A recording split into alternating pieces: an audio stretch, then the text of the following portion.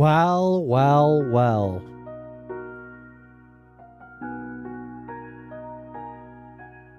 Let's see if we can't go ahead and just blast out a quick little short stream on a Friday afternoon.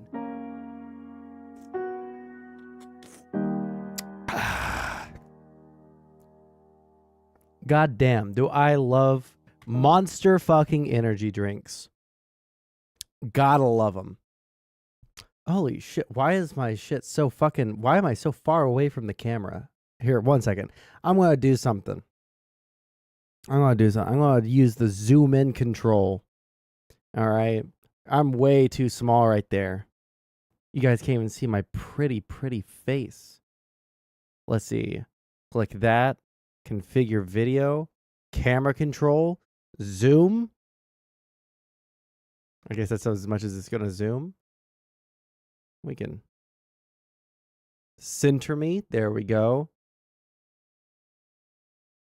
Let's go down here. There we go. How's it going? Sieg is about to get snowed in. So everyone, wish him luck. I don't know how the fuck you're getting snow this early on in the year, but, you know, I guess we ball. Yeah, I'm a centrist now because I'm centered. Wait, I wonder what happens if I turn on this light. That's a lot. That's a lot of light. Holy fucking shit. Oh my fucking god. Okay, how is it going? Well,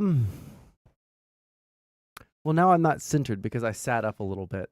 Maybe I just gotta scoot up and lean back. Yeah, now we'll just do the super fucking laid back style. Okay. There we go.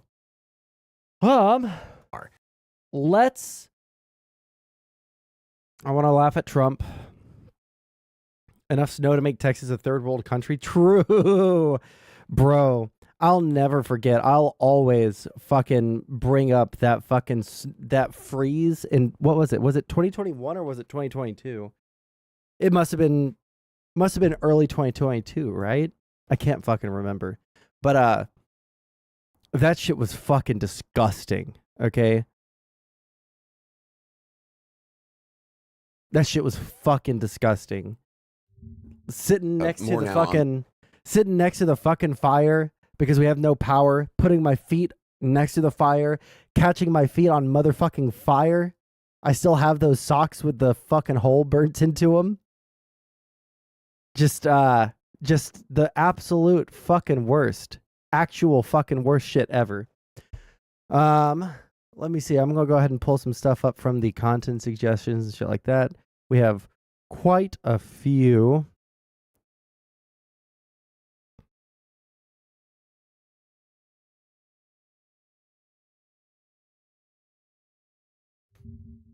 Either A, the Democrats. So let's start off with Trump gets fucked legally. By the way, Trump did get absolutely giga fucked.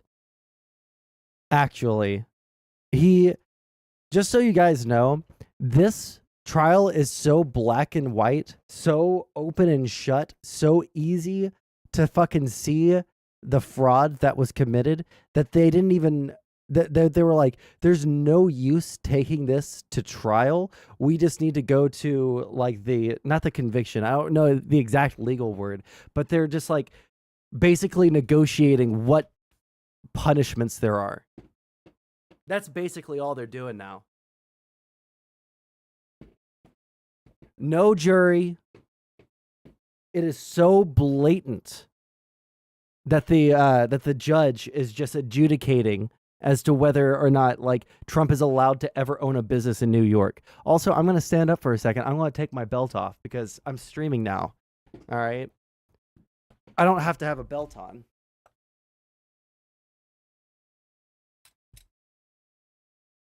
See this belt right here? Says, smoke weed every day in Japanese, but only phonetically. Best belt I ever owned. Ugh. Good that they're getting it done before the election. Well, they're trying to get every single one of these through before the election starts. That is one of their goals.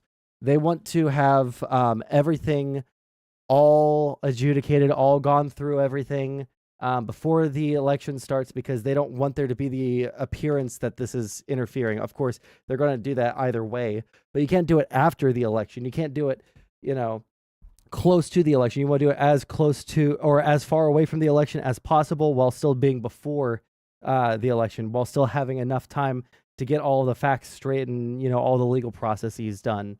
But Trump is trying to push everything as far back as possible, right? That's his goal.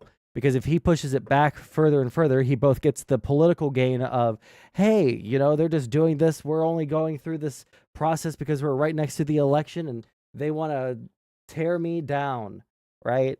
And if he can push it back far enough to go past the election, right? If he wins, then he can just pardon himself from all non-state charges. So that's the way he's kind of going.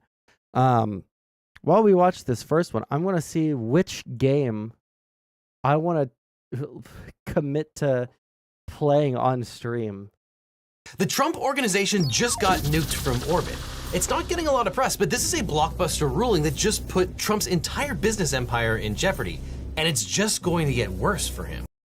Oh yeah, also this case right here might be the most important one to Trump, because it's not just the fact that he gets, it's not just the fact that he could go to jail in the other ones. That scares him less than his entire legacy of being, Mr. Billionaire, self-made man, even though he was never much of a self-made man. This one attacks his legacy, his businesses, his wealth, his kids being able to carry on that legacy, because they could be barred from conducting business in New York for 5 years. They could permanently could permanently get barred from doing business in New York. It just depends. One second. Man, you guys have been tearing up the Discord the past couple of hours. Oh shit, you know what? Let me scroll up and show you guys. Last year at the Texas Renaissance Festival, I bought this $60 Gandalf pipe. And I was like, man, you know what? I really want to smoke out of this pipe for the first time. And then I started reading all the instructions down here. Bro, damn, you can't read them. But bro, the instructions were so in depth. The instructions they made me feel like I was going to break the pipe if I smoked out of it. And then there's a second picture here.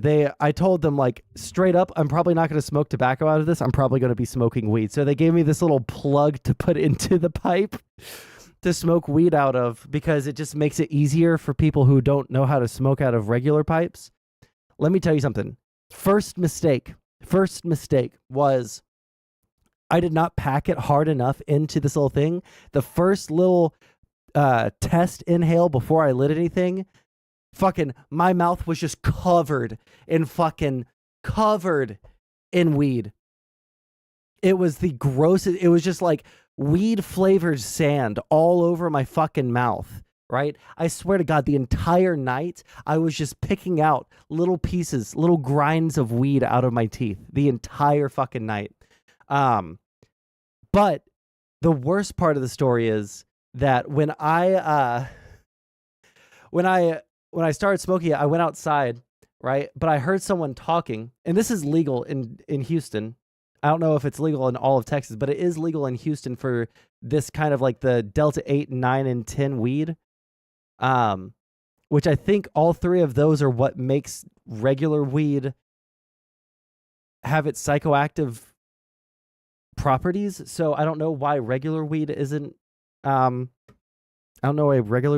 legal, but anyways, I walk outside and I have this little like pre-roll joint that I'm, kind of just like shaking into the pipe, and I hear people talking. I'm like, well, I don't want everyone to think that I'm like a druggie, even though it's legal. I'm just gonna like, I'll walk around.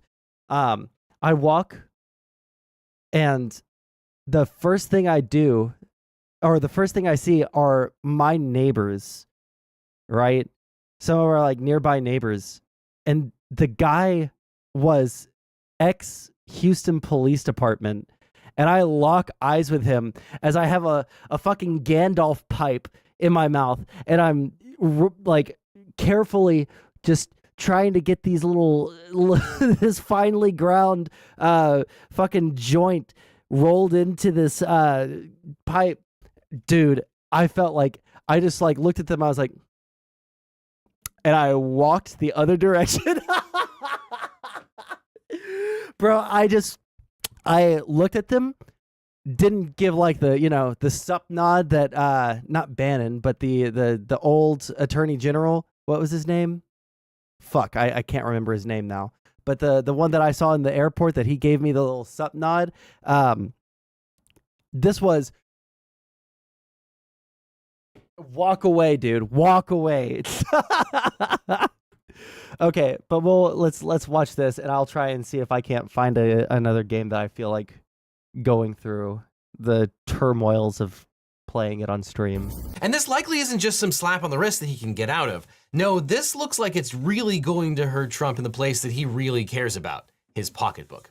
Now, New York Judge Arthur Engoron has ruled that Trump committed financial fraud by overstating the value of his assets. The judge canceled the New York business certificates of all 131 companies related to Trump and his sons in New York, stripping the ability of the Trump family to do business in that state. And at the time of this video, the Trump group is currently in trial over the other fraud allegations. It's being presided by none other than the same Judge Engoron, and it's not going well. It's a bench trial because apparently Trump's lawyer, Alina Habba, forgot to check the box to request a jury trial. She really earned that F-tier ranking. But even before trial, the judge's order on the first count is catastrophic. And the repercussions from this are staggering. This is like bankruptcy, but much worse. And as you may know, the New York Attorney General filed charges alleging that the Trump Organization committed fraud for at least a decade involving conduct across more than 23 different properties and other assets. We did a video on this complaint, which you can watch for a deep dive into those allegations. But here's a quick recap. When valuing the Trump properties, the Trump Organization would change methodology on how to value the properties from year to year, or even within the same year, depending on who they were talking to. Some of the fraud was allegedly accomplished through sophisticated accounting sleight of hand, but other acts were blatant and easy to detect. For example, Trump estimated that his own triplex apartment in Trump Tower was 30,000 square feet when it was actually 10,996 square feet. In 2015, Trump valued the apartment at $327 million in total, or $29,738 per square foot. That price was absurd since at that point, only one apartment in New York City had ever been sold for more than $100 million. And that sale was in a newly built ultra-tall tower. No apartment in the 30-year-old Trump Tower has ever sold for more than $16.5 million. And he allegedly, well, no, I guess at this point it's not alleged anymore. It's been proven that he used the same trick with his Florida real estate. The Attorney General said that Trump valued Mar-a-Lago as high as $739 million, when it should have been valued at around 1/10 that amount, or $75 million. Attorney General Letitia James said that the higher valuation was, quote, based on the false premise that it was unrestricted property and could be developed for residential use, even though Mr. Trump himself signed deeds donating his residential development rights and... One of the reasons that they aren't even taking this to a jury trial is because it is so absurd on its face to not know the square footage of your house to the point where you're going to triple the square footage of your house on all of these statements. Like you live in a 10,000 foot home and you're going to triple that. You're a real estate guy. You're going to triple that to 30,000 square feet. Like the only reason that you would do that is to inflate the value of the property. Sharply restricting changes to the property. And the judge discussed Mar-a-Lago quite a bit in his detailed order. Here's a quick rundown because it shows how Trump gamed the system and why he's in big trouble now. When Palm Beach County, Florida denied Trump the right to develop the property, Trump established a conservation easement, which is basically a restriction in the deed that says he won't develop the property. That gave him a tax write-off because now he can't build houses or anything else on that property. However, Trump then told lenders that the property was worth a lot of money because someone could come along and develop it, which was an obvious lie. It appears that he gave the conservation easement because there was nothing that he could do with that particular land. And Trump's various business entities played these games with property valuation for decades. Letitia James filed a civil enforcement action against the companies and referred the case to federal prosecutors in the Southern District of New York. So far, the feds have declined to indict Trump on these charges, but the New York Attorney General's enforcement action brought 7 causes of action under New York Executive Law Section 6312. This law authorizes the New York Attorney General to bring civil lawsuits to enjoin repeated fraudulent or illegal acts or persistent fraud or illegality in carrying on, conducting, or transacting of business. Civil penalties for those who violate the law include actual damages, disgorgement of profits, canceling of corporate certificates, and other prohibitions. We'll come back to that later. Now, Trump had already tried to get the lawsuit dismissed at an early stage by claiming that any discrepancies in the valuations of his properties are the fault of his accountants. Okay, also, how the fuck are any, like, if he's going to go through all of the,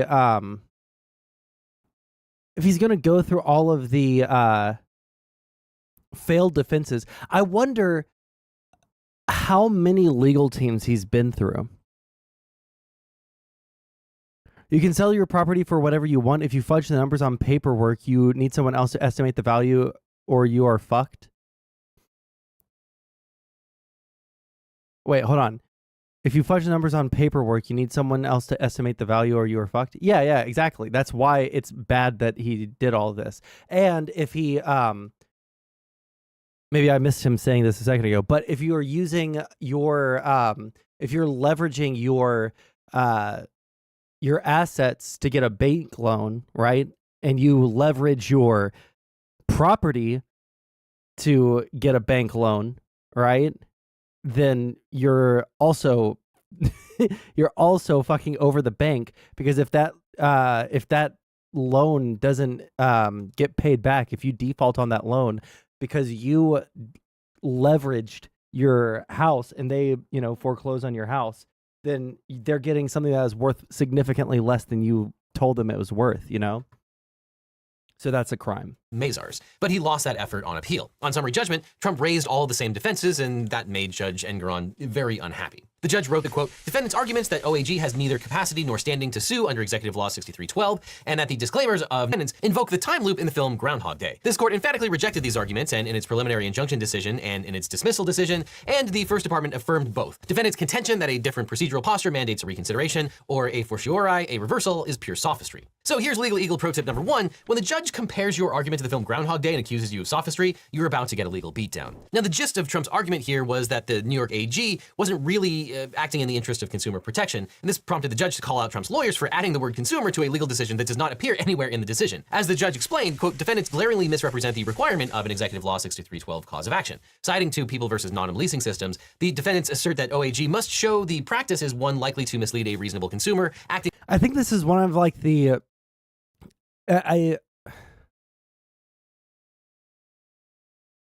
well, I guess we can kind of Google that, right? How common is valuation fraud? I don't know what the exact. Okay, appraisal fraud.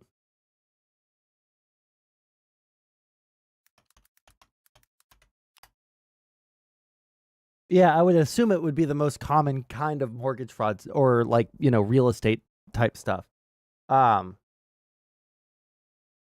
it says it's the one of the most common types of mortgage fraud, so I assume it happens all the time.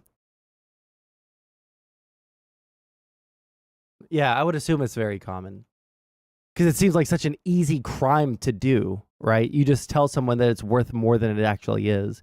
You don't have to go through a whole bunch of fucking crazy steps.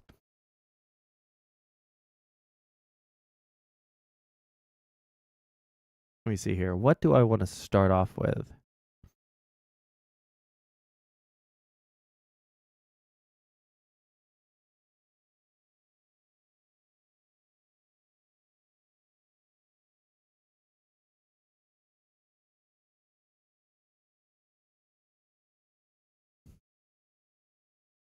Okay, so I want knives, axes, and guns. Reasonably under the circumstances. However, the word consumer did not appear anywhere in that reference decision, and defendant's characterization of its holding is inaccurate. Additionally, Trump tried to argue that the state can't sue him because his statements of financial condition that he filed with the state contain disclaimers from his accountants that they haven't been audited, and therefore the company can't say whether the financial statements comply with generally accepted accounting principles or GAAP. The judge rejected this argument. Don't believe anything you read. Some people call it a worthless clause because it makes the statement and anything you read in the statement worthless. It says go out and do your own research, go out and do your own due diligence. You have to study the statement carefully. Do not believe anything. Quote, those non-party disclaimers do not insulate the defendants from liability, as they plainly state that Donald J. Trump is responsible. Also, can we like just look at the way that he talks about all this shit? Like, don't believe what you see. Everything but what I tell you is a lie. This guy is a shyster, up and fucking down. Actually, on the way back to my house, I went out to grab some food earlier. On my way back to my house earlier today, right before I started streaming, I thought about like, I don't know why this popped into my head, but I could give what I think is like the most accurate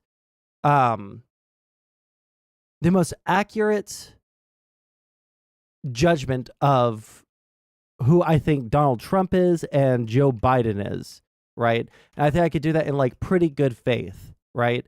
And then I thought, well, what would a conservative say to the exact same thing, right? Like, would they also be saying, you know, like, well, here are like the good and bad things about Trump, or here are like the good and bad things about Biden. And I don't know, like, based off of the conservatives that I've talked to about, you know, the character of Donald Trump, it feels like they either will try to concede everything in bad faith, saying that, oh, well, you know, I don't think that he's a great guy, like as a human being, but, you know, like he's still like the best leader for our country. But then they'll also like defend the fuck out of that.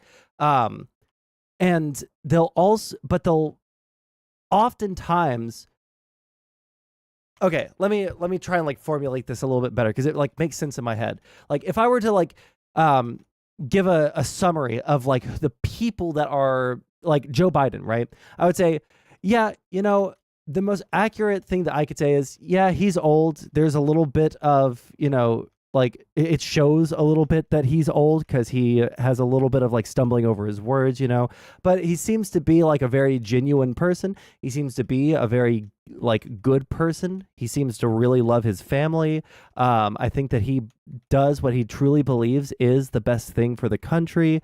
Whether you agree with that or not, or whether all those policies are good or not is, you know, anyone's prerogative to agree or disagree with. But, you know, that's like my general assessment of Biden. He's kind of funny sometimes, you know, but yeah, he's old as fuck. There are some problems with that, right? And then my assessment of Donald Trump is, I don't think that there's very many, I can't think of any like redeemable qualities about Donald Trump, right? And that is my good faith interpretation of the man. I cannot think. I mean, no, you know what? He is really funny, right? When he's like going off, right? And he's, you know, you're fat, you're ugly, I fucked your mom 3 times, right? Like he's that kind of guy. And like that shit's really fucking funny.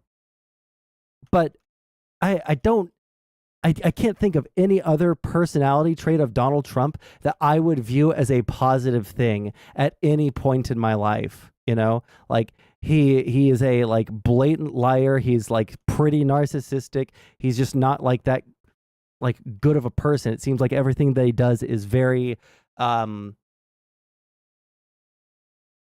self-serving. Everything that he does is very self-serving, right? But if I were to ask the same thing to a conservative, I was trying to think like, well, what would like the average conservative say? Well, they would say that Biden is they would probably say Biden is corrupt, but I don't think that they could impugn Biden based off of anything but partisanship You know, like I don't think that they could like point at like, well, he did this, this, this, and this, and that makes him an evil, human trash pile of a human being, right?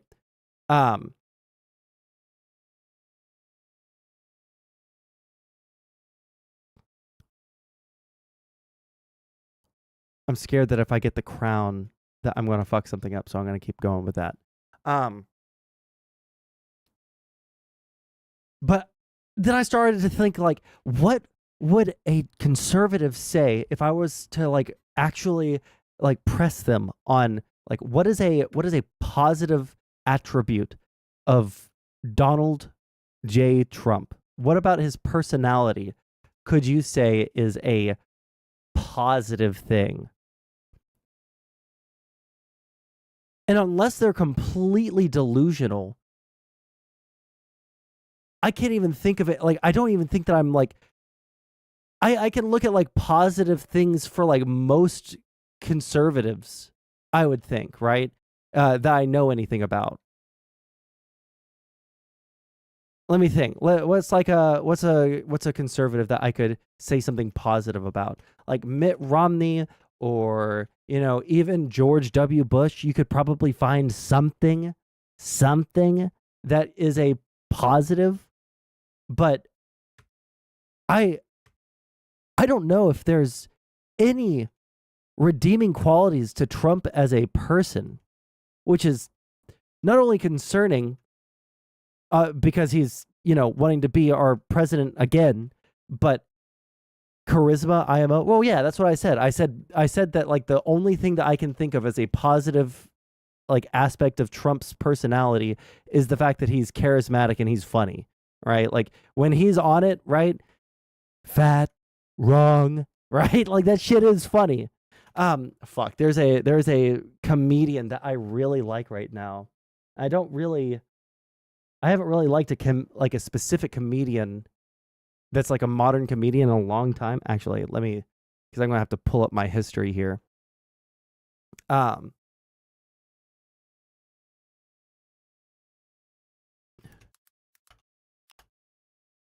it's gonna be a short.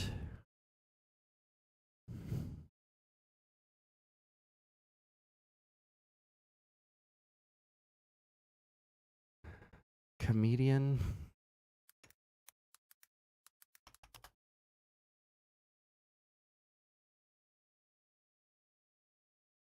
Scroll down here. Let's see if we can find him. Fucking, of course not. I'm not going to be able to find him easily. Comedian Trump impression.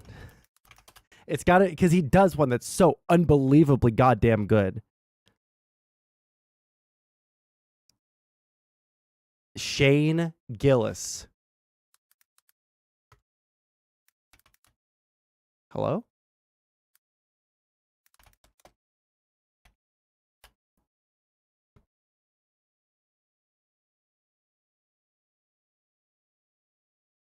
Has enough time passed that can we admit that Trump was funny? Can we finally admit that he was funny? Well, I find a lot of the old guard conservatives are generally honorable, like Mike Pence. Yeah, Mike Pence. I can say positive things about Mike Pence, even though I think that he's a really, he has really awful fucking things to say and like possibly enact on LGBT people. Like I can still say like he has like a sense of honor. He has a sense of duty. He obviously sticks to his morals, however questionable I find them to be, in terms of like the like hardcore Christian ethic, attacking gay people, Didn't SNL kick him off the show for being racist against Asians? Oh, I don't know shit about this guy's history. I just know that he has a really good Trump impression and he's really funny. So. Oh, hold on. I don't like the tone of that. That's not what I'm going for here. Yeah. The great leader. No. He was funny. Now, whether or not that's a great quality for the commander-in-chief, that's definitely up for debate. But he was funny. I saw it. And I lived in New York, so the whole time he was in office, I would be like, something would happen, I'd show my friends, I'd be like, look at that. They'd be like, what? Right, but it's funny. Like, there's nothing funny about Donald Trump. I don't know. During Hurricane Dorian, he was like, maybe we should nuke it. Like, that was fun. It's the GOAT. If that is, try to hit him. Dude, how was statistics and facts? He would just go, wrong. Like, holy fuck, dude. How was no one prepared for this? Where's the part where he does the impression? Come on, dude. Go back and watch those debates. You forget how electric that shit was. Don't tell your friends in Austin. They'll be mad. Just get a six-pack, toss on a Trump highlight video on YouTube. It's a good night, dude. Was polling it on TV. And then now, it was because of the like, good one. I was like, kept throwing Rand Paul. I was like, all right, everybody, settle down. Heated debate. And then it finally got to Trump's turn to talk, and the next guy's like, nice. We didn't know what was coming. Here we are. And then the next guy's like, I'm from Georgia, and I love religion. The crowd's like, pretty good. This is a good one. This is a heated debate. And then it finally got to Trump's turn to talk, and he was just like, Rand Paul is ugly? And the whole crowd was like, oh! We didn't know you could do that in this. You can just do that as your thing? And Rand Paul was like, all right, everybody, settle down. We're trying to have a debate here. And the whole crowd was like, shut the fuck up, Rand Paul. Ugly bitch.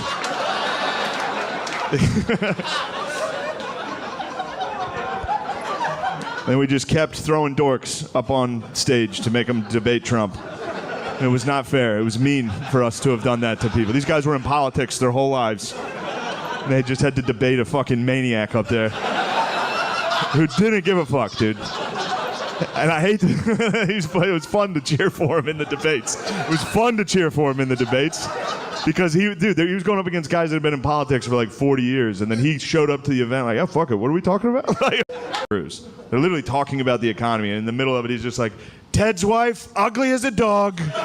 Like, dude, holy shit. Like, yeah, Trump is a funny guy, but it's just like I can't think of any redeeming qualities of him as a human being, and so like that really makes it difficult to agree with almost any framing of him as a good leader.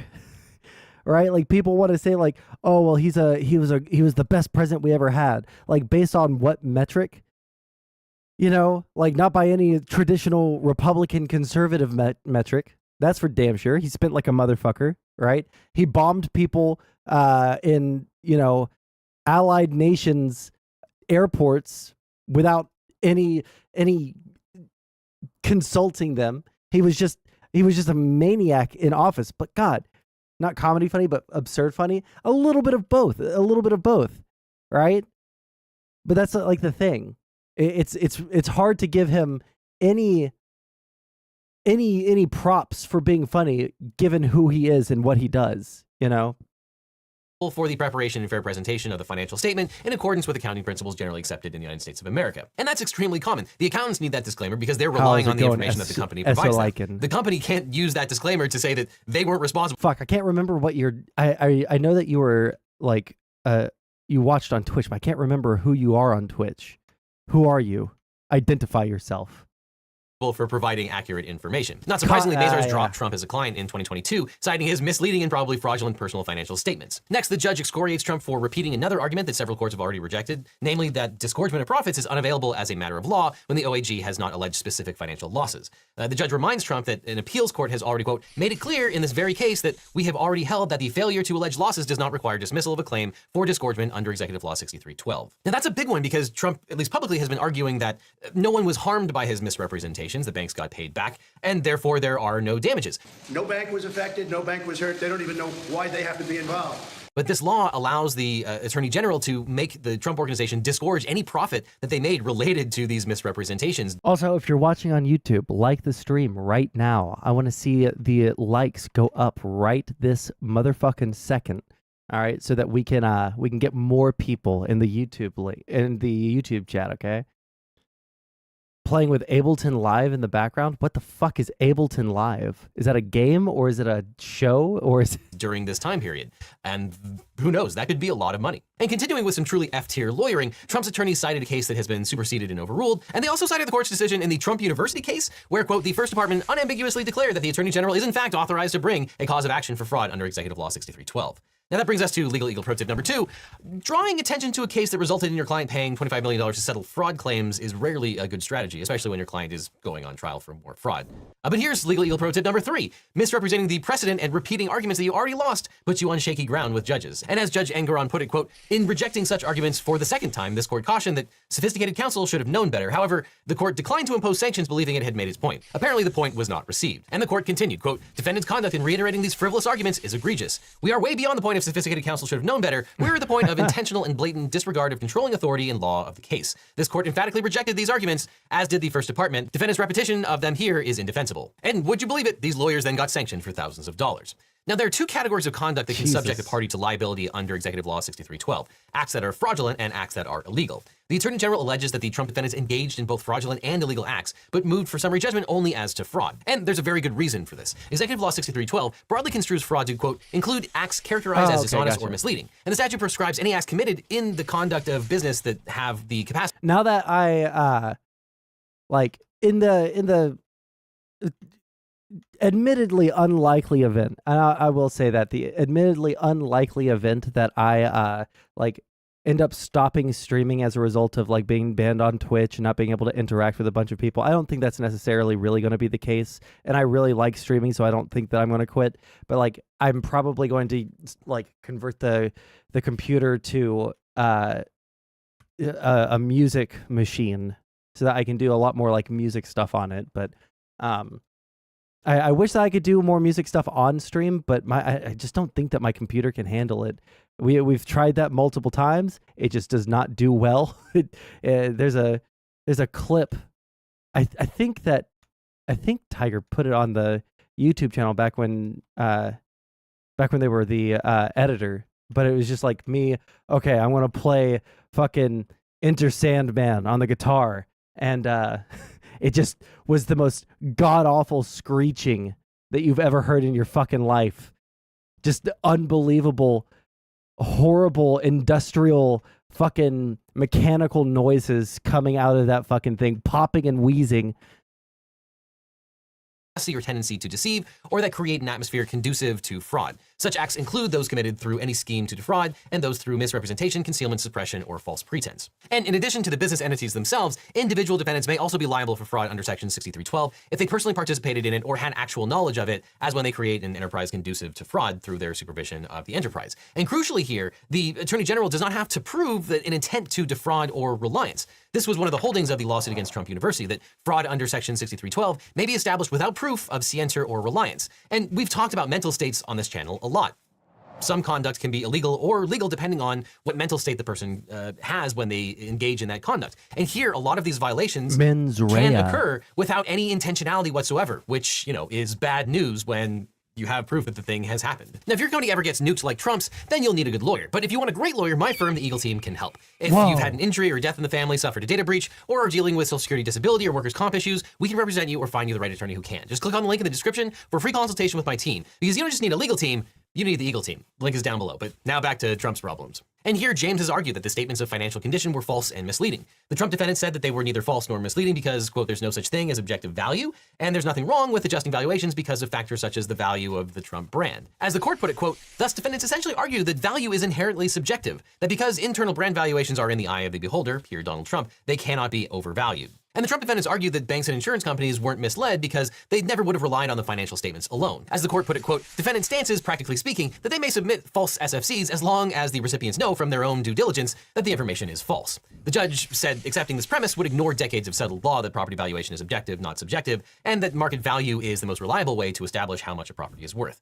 Now, of course, there is a kernel of truth in the defendant's argument that the property valuation isn't an exact science, and experts can... Now, I actually don't know the answer to this. Yeah, I guess I don't know the answer to this.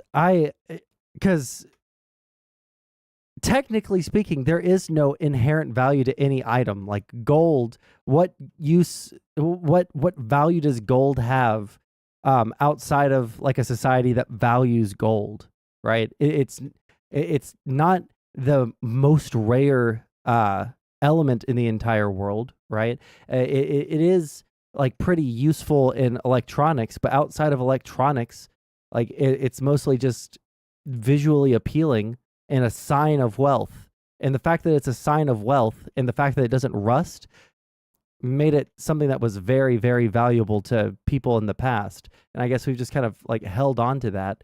But I don't think that there is any inherent value to gold. Like if you were in a zombie apocalypse, say, right? Because we're all gamers here, we know about zombie apocalypse. We've all thought about where we would go, how we would survive in the zombie apocalypse, et cetera, right? And like if you were in a zombie apocalypse, would having 40 pounds of gold in your backpack help you whatsoever? Probably fucking not, you know? Wouldn't water have an inherent value just because it keeps someone living? Well, we're talking about like monetary / economic value. Yes, water would have an inherent value insofar as like if we're talking about markets and stuff like that, I guess, or like, you know, economics, but I don't know if what the value is what we're talking about. Like water in a desert might be more expensive because of scarcity than water in, a coastal region, right? Or in like a temperate forest. The basic principle is where does value come from is the question, right? Like, why is a Lamborghini more valuable than a Honda Civic? And if you ask a Marxist, they're going to say it's because of the amount of labor that you put into things. That's where the value comes from. It's transforming raw materials, which don't have any inherent value, into oh shit, which one do we want? These gain bounces. Don't care about those.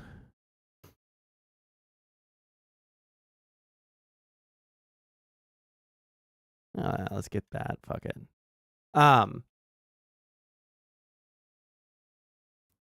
Oh shit. Inherent, intrinsic. Okay, got you. Intrinsic value then. All right, I'll change my language. I'm the asshole here. But yeah, there is no intrinsic value necessarily to like any item. It's just where do we derive the value of any given object? But like if we look at any of like if we like take the Marx example of like, well, it's all due to value. Okay, well, why is something that just because it has more labor that goes into it, it is necessarily more valuable than something else, right? If I sit and I polish a pebble, right, and I spend, a lot of effort, a lot of labor hours, a lot of, hard work polishing this pebble and, like grinding it down and making it into, a perfect, pebble-sized replica of the Halo 1 assault rifle, right? Does that mean because I put so many hours of labor in that it's going to be more valuable than, let's say a Lamborghini, right? Or like an actual assault rifle that has more utility to it? Like the idea that we can assign anything but, what people are willing to pay for as the value of any given item is really hard to prove, I think. As far as I know, there might be some sort of economic theory or principle that I don't know about because I am not an economist that shows that there is like some sort of way to calculate the value of something objectively. But I think that value is going to be, and this time I'm going to use inherently, purposefully, right? It's inherently subjective, right?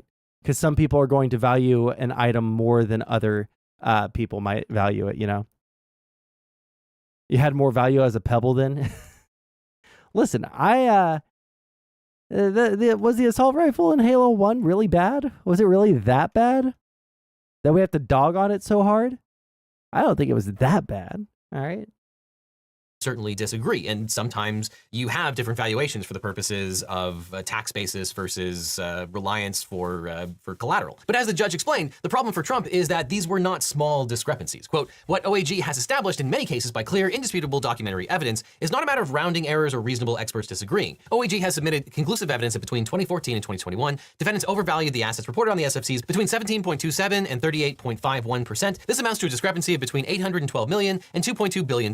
Even in the world of high finance, this court cannot endorse a proposition that finds misstatements of at least $812 million to be immaterial. Defendants have failed to identify any authority for the notion that discrepancies of this magnitude demonstrated here could be considered material. And that's why the Attorney General moved for summary judgment, effectively a trial on paper, just on one count, a standalone violation of Executive Law 6312. And to prove that count, the Attorney General only needed to prove that the financial statements were false and misleading, and that the defendants repeatedly or persistently used the statements to transact business. Again, here there was no intent requirement, and the judge had no problem finding that the AG proved its case. The judge said that this was a documents case, and the documents here clearly contain fraudulent valuations that defendants used in business, satisfying the OAG's burden to establish liability as a matter of law against defendants. And the judge slammed Donald Trump's deposition testimony as well. Quote, the defense Donald Trump attempts to articulate in his sworn deposition are wholly without basis in law or fact. He claims that if the values of the property have gone up in the years since the SFCs were submitted, then the numbers were not inflated at the time. That is, quote, but you take the 2014 statement, if something is much more valuable now, or I guess we'll have to pick a date which was a little short of now, but if something is much more valuable now, then the number that I have down here is a low number. He also seems to imply that the numbers cannot be inflated because he could find a, quote, buyer from Saudi Arabia to pay any price he suggests. Now, I know the emoluments cases didn't go anywhere, but this is just a truly stunning thing to say when your international business dealings were already under scrutiny and you've received a lot of criticism for potentially foreign influence. It's just, man, it's kind of like saying, well, it was worth it because Vladimir Putin would have paid me $5 billion for this particular piece of property. Just, it feels like the quiet part out loud. And not to mention, there was a very famous incident of Trump selling a Florida property to a Russian oligarch at a hugely inflated price. But I digress. Judge Engoron also touched on the issue of square footage. Quote, this court takes judicial notice that the Trump Tower apartment in which Donald Trump resided for decades, the triplex, is 10,996 square feet. Between 2012 and 2016, Donald Trump submitted SFCs, falsely claiming that the triplex was 30,000 square feet, resulting in an overvaluation of between $114 and $207 million. And the court agreed that, quote, a discrepancy of this order of magnitude by a real estate developer sizing up his own living space of decades can only be considered fraud. Yeah, and the judge found that the Attorney General unquestionably satisfied its two-pronged burden of demonstrating that the SFCs from 2012 to 2016 calculated the... Well, I don't know. These aren't criminal. This isn't a criminal case. This is a civil case, I believe. Right? Or is this a criminal case? Fuck. Now I don't know. I can't imagine this is only... I don't think that this one would result in jail time is the thing. I think that this one's consequences are all, like Donald Trump's legacy, which is why he's super scared of it. List of defeated enemies from the main menu. Cool. Relic found. Get. Yeah, so I don't know if there's anything to be, I don't know if there's anything that that these charges or like that this could end up with that could result in Trump going to jail. But the reason that I would assume that Trump is so very, very invested hyper specifically in this case is because his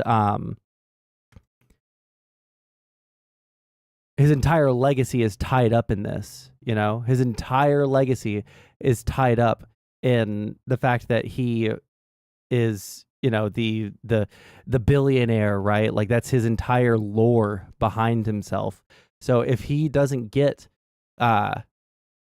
if he doesn't get through this, like relatively unscathed, then he could lose his entire business license. He could lose the ability to open up new businesses or be barred from conducting business in the state of New York for either like some set amount of time or indefinitely. And all of these charges are also being brought against Eric and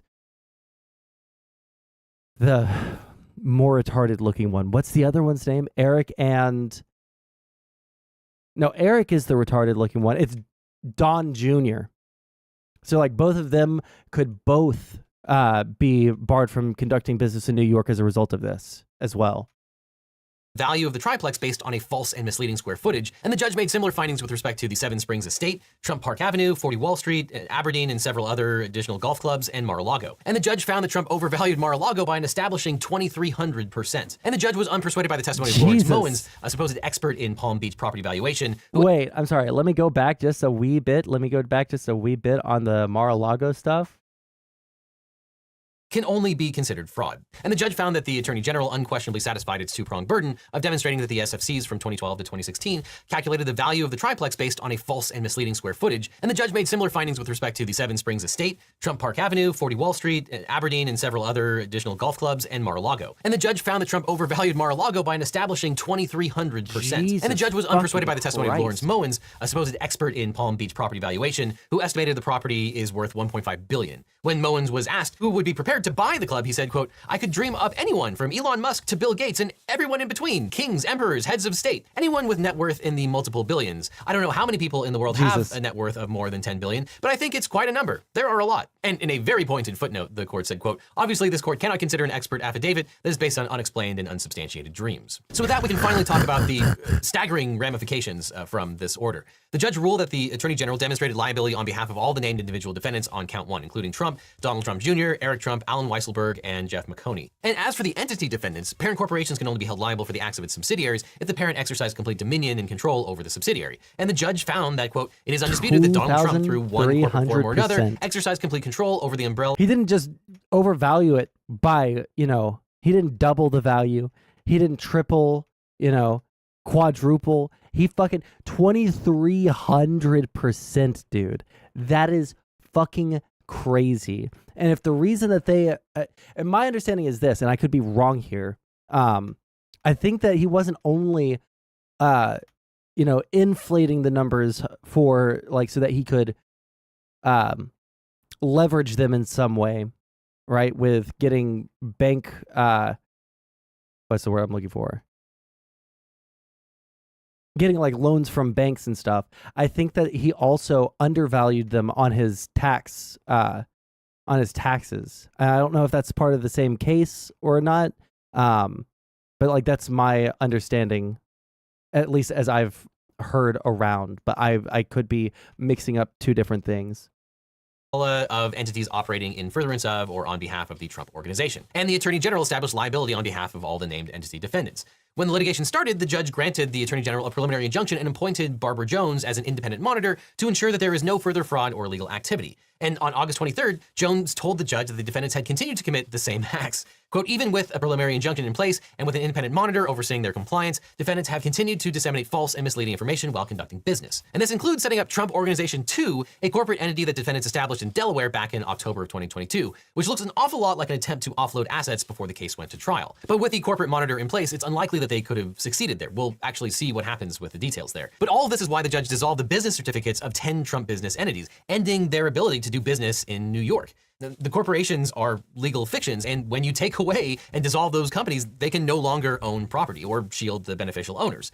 And the order includes, quote, "any other entity controlled or beneficially owned by the individual defendants found liable here." Now, the Trump Organization includes about 500 entities, and although only 10 were explicitly included in this order, they own some of Trump's biggest assets, including the property at 40 Wall Street in Manhattan and the golf course in Scotland. Barbara Jones will continue to oversee the finances of the Trump Organization pending any further rulings, and obviously Trump is going to appeal here. And the trial is currently proceeding on the other 6 counts: falsifying business records, conspiracy to falsify business records, filing false financial statements, conspiracy to file false financial statements, insurance fraud, and conspiracy to commit insurance fraud. And by all accounts, it's going very poorly so far. Expect to follow a video on that very soon. And Letitia James is seeking at least $250 million and has asked the court to permanently bar Trump from serving as an officer or director of any business in New York and prohibit him from acquiring any real estate or applying for a loan in the state for 5 years. And the AG wants the same restrictions for Don Jr. and Eric Trump. And the ramifications of this ruling are enormous, with lawyers describing it as the corporate death penalty. The Trump entities are essentially in a receivership, which is a situation where a receiver or trustee is appointed to manage the entire company, its assets, and all financial and operating decisions until the companies are wound down. Barbara Jones is in this role right now, and the Trump entities won't be able to buy or sell anything without her approval, and there'll be a long process of figuring out which assets all the Trump companies own and who their creditors are. And if this order is upheld, the Trump organization's assets will have to be liquidated to pay off all of the creditors, and the fact that these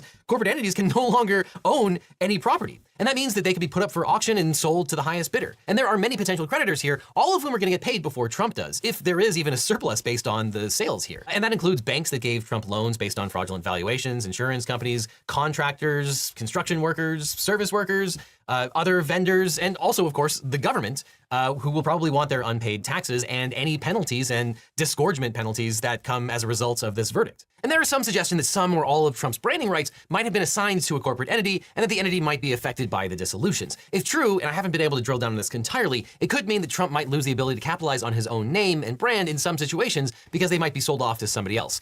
Irony can be very ironic sometimes. So yeah, this is basically like a bankruptcy for all of the New York entities.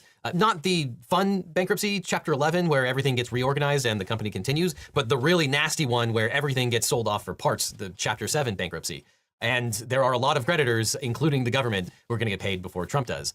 But there are limitations to this ruling. For example, Trump owns property in several other states and all over the world that will not be part of this case if they weren't owned by one of the dissolved entities. But that actually may not be much of a limitation because a lot of the real estate that he owns, whether it's in the United States or across the world, is owned by one of these New York companies. And if that real estate is owned by one of the dissolved New York companies, it's very likely that that real estate is going to have to be liquidated. And the thing about buying these assets out of receivership or bankruptcy is that you have to have the cash on hand to be able to buy that property. And at this point, Trump might be pretty strapped for cash. We'll see. The repercussions here are staggering, and who knows what this is going to look like. Now, if Trump's name, image, and likeness rights are sold off, then he'd really benefit from a company that can get his personal data taken down online, which he could do with today's sponsor, Incogni. Now, I don't know about you, but I've seen a huge uptick in the amount of spam I'm getting, and it's no surprise why. Every year, the number and scope of data breaches worldwide is rising. And you might not know it, but there are hundreds of data brokers that possess and sell your personal information, and their numbers grow every year. I was shocked when I saw literally hundreds of companies who had my personal data. And these data brokers might have a whole shadow profile on you, including your name, data from data. He does this on your Cool. So we got through that. Thus a fitting end to the life of a con artist. See, like, but that's the thing. I don't think that any of the people, like, this will never change the minds of anyone. It's all just political persecution. It's all just, you know, evil Democrats and deep state agents and, you know, like people who just hate Donald Trump and hate conservatives and want to push gender ideology, and they're Marxists. You know, like it's all of these things that they'll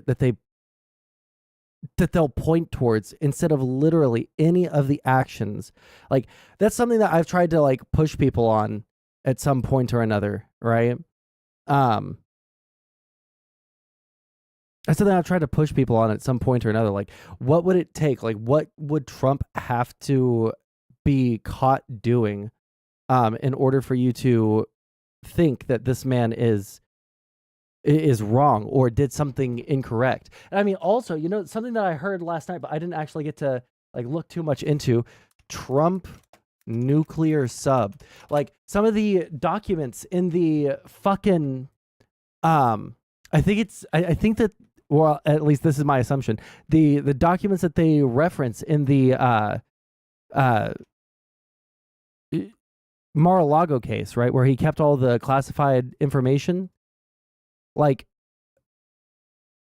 some of it was information about our nuclear subs, right? And if you don't know why our information on nuclear, I mean, fuck, it's nuclear capable submarines. I don't know why you would even begin to like question why that's a highly top secret thing, right? But like every aspect, every single detail that they have on nuclear submarines is going to be super fucking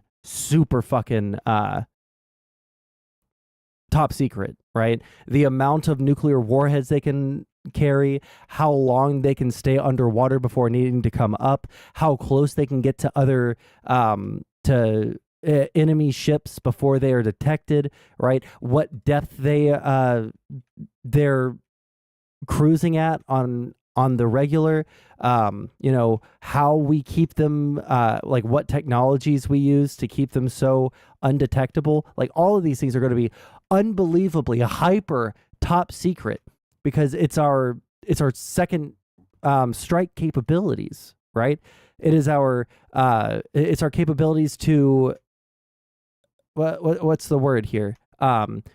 To patrol and to have information around the world as to what's going on in international waters, whether it's to protect us, whether it's to like monitor the activities of foreign nations that are hostile to us, right? Like all of that shit's going to be ultra fucking top secret.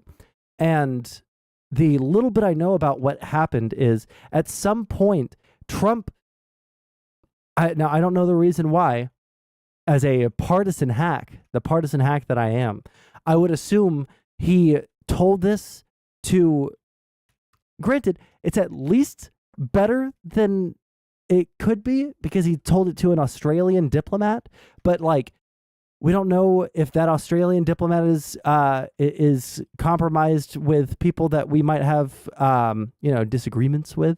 We don't know if like there's, we want this to be kept very close to our chest, you know. But I assume the reason why he did it, and again, this is my partisan hackery, I would assume it's due to like just a dick waving contest. Look, I have information that I'm not, that only I know and a few people in the government know. Look how cool I am, right? Which seemed to be the reason for him like showing the people who were doing that interview that he showed the possible war plans to, you know. Like it like usually seems like it's a let me like vindicate myself here, or let me show you guys how big of a dick I have because I know secrets about the United States because I was the president. Haha. Isn't this cool, guys? Holy shit. Another bitrate killing game. Oh shit, is the bitrate, does it look real bad? 1 second. Let me take a look over here at the playback here. Oh my god. Holy shit. This is a bitrate killing game. Let me try pausing it and then see what happens. Is it going to get better?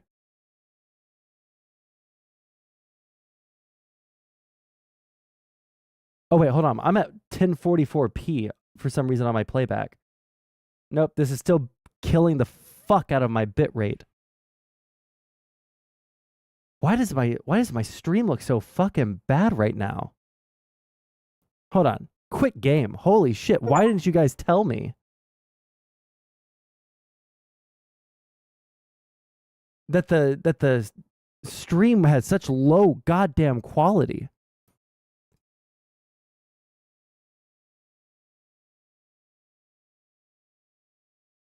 Here, let's see if just like holding it here for a second is going to change things, or if I need to up my bitrate on my OBS. Yeah, no shit. Significantly dropped. Settings, video, no, output. Here, let's bump that up 1,000 and see if that makes things look a little bit smoother. Holy goddamn shit, dude. That's really rough. I thought it was, no, that was me. The bitrate thing is just something like the more stuff, the more pixels on screen that are changing, the lower quality it'll be. So.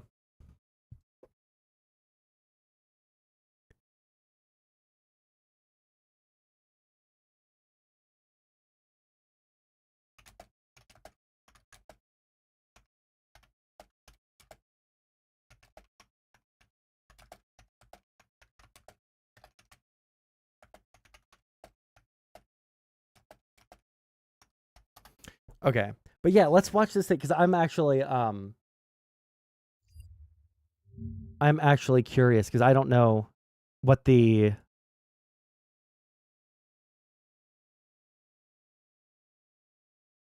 Breaking news in the investigation into former President Trump's handling of classified documents. Sources telling ABC News the investigation has revealed that Trump allegedly discussed potentially sensitive information about U.S. nuclear submarines with an Australian billionaire who was a member of former President Trump's Whoa, he wasn't even a diplomat. He was just a guy. Oh, shit, dude. He was just a billionaire. Mar-a-Lago club in Florida. Those sources also telling us that that billionaire then shared the information with scores of others. Trump is facing dozens of federal charges over his handling of classified material, including obstruction and unlawful retention of defense information. He has pleaded not guilty and denied any wrongdoing. I thought it was a diplomat. I thought it was someone who was like in their government, which would make it like really bad, but just something that is... It would be really bad because we don't want to like tell anyone these secrets, but also, holy fucking shit. Even if they're an ally, you know, it's bad. But if it's just a fucking private citizen of a country that we happen to be, you know, allied with, that's really bad. ABC News senior reporter Catherine Falders helped break this story with our investigative unit and has more here from our DC bureau. Catherine, what are we learning about all of this? Elizabeth, you really laid it out there. It's a significant development, and it could shed more light on Trump's handling of classified information. He shared this with a member of his Mar-a-Lago club, who also happens to be an Australian billionaire. His name is Anthony Pratt. Pratt, according to sources, told the special counsel's team that when he heard this information, he later went on to share it with scores of other people. This includes a dozen foreign officials, multiple diplomats, some reporters, for example. So it certainly sheds more light on Trump's handling of sensitive secrets. I think it's worth pointing out that this wasn't mentioned in the indictment, for example, but Jack Smith's team has been told this by, of course, more than one witness that this was sensitive information and that people were concerned about it when they heard that Trump had spoken about it. Well, and Catherine, talk about how this then could impact the special counsel's case against the former president. It's a good question, and we don't totally know yet. We didn't see this in the indictment. It wasn't charged conduct, for example, but it's certainly something that Smith's team could bring up at trial. It gets right to the heart of Trump's intent, how he allegedly handled government documents, whether physical documents or information. In this case, something that he said to somebody else. Certainly, they will. And this is just the stuff we know about, dude. This is just the stuff that's being reported on. That's so fucking bad, dude. Holy shit. I didn't know it was that bad. I thought it was a fucking diplomat, which would have been bad. Would have been extremely bad. But this is like, this is something else. Potentially use that as some evidence to prove the way Trump handled information when this goes to trial. Catherine Falders, thank you for bringing us that scoop. Hi, everyone. George Stephanopoulos here. Is there any... Let's watch the Young Turks. Donald Trump is facing a fresh round of accusations in regard to sensitive intelligence, sensitive information that he allegedly shared with an Australian billionaire and a member of Mar-a-Lago. So the allegations here were shared with ABC News through a source who is familiar with the Australian billionaire and the conversations that this individual had with special counsel Jack Smith. But with that background information, let's get to the details of what ABC News is reporting here. The potential disclosure was reported to special counsel Jack Smith's team as they investigated Trump's alleged hoarding of classified documents at Mar-a-Lago. The sources tell ABC News. The allegation is that Trump talked about nuclear submarines that the United States has. We don't know too many details about what he disclosed, but whether what he disclosed is actually accurate. Now, the Mar-a-Lago member and Australian billionaire is Anthony Pratt, who runs a U.S.-based Pratt Industries, one of the world's largest packaging companies. In fact, soon after Trump was elected, he invested about $2 billion in the manufacturing jobs for this plant. And prosecutors and FBI agents have spoken to him and interviewed him about this at least twice. Now, according to Pratt's account, as described by the sources, Pratt told Trump he believed Australia should start buying its submarines from the United States, to which an excited Trump, leaning toward Pratt as if to be discreet, then told Pratt two pieces of information about U.S. submarines: the supposed exact number of nuclear warheads they routinely carry, and exactly how close they supposedly can get to a Russian submarine without being detected. Now, that's two of the things that I could think of off the top of my head that would be extremely bad to tell. We don't even know if what he said was top secret. It is absolutely top secret to know what the number of nuclear warheads they routinely carry and how close they can get to a Russian submarine without being detected. That is absolutely top secret. That is some of the most like closely held fucking stuff about our nuclear subs that we have. We don't want people to know that shit. God, fuck, dude. Now, again, Pratt allegedly told investigators that Trump shared this information with him during their meeting in April of 2021. However, he made clear that Trump did not share any classified documents with him as he was sharing this information. Now, Pratt then went... Hold on. They can carry up to 8. What does it say? How much they routinely carry?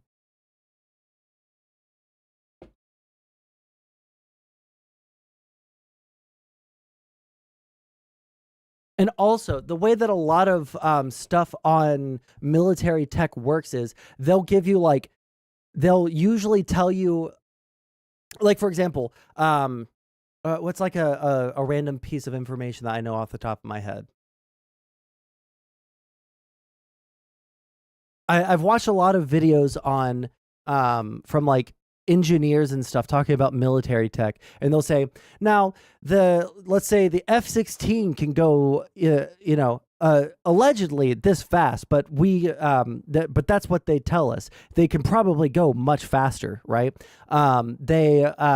And like they say that they can fly for this long without needing to be refueled, but we can assume that it's a little bit longer than that because they want to brag about it, right? They want to brag about what the capabilities are, because the capabilities that you have are usually, I mean, with American tech, are probably really good.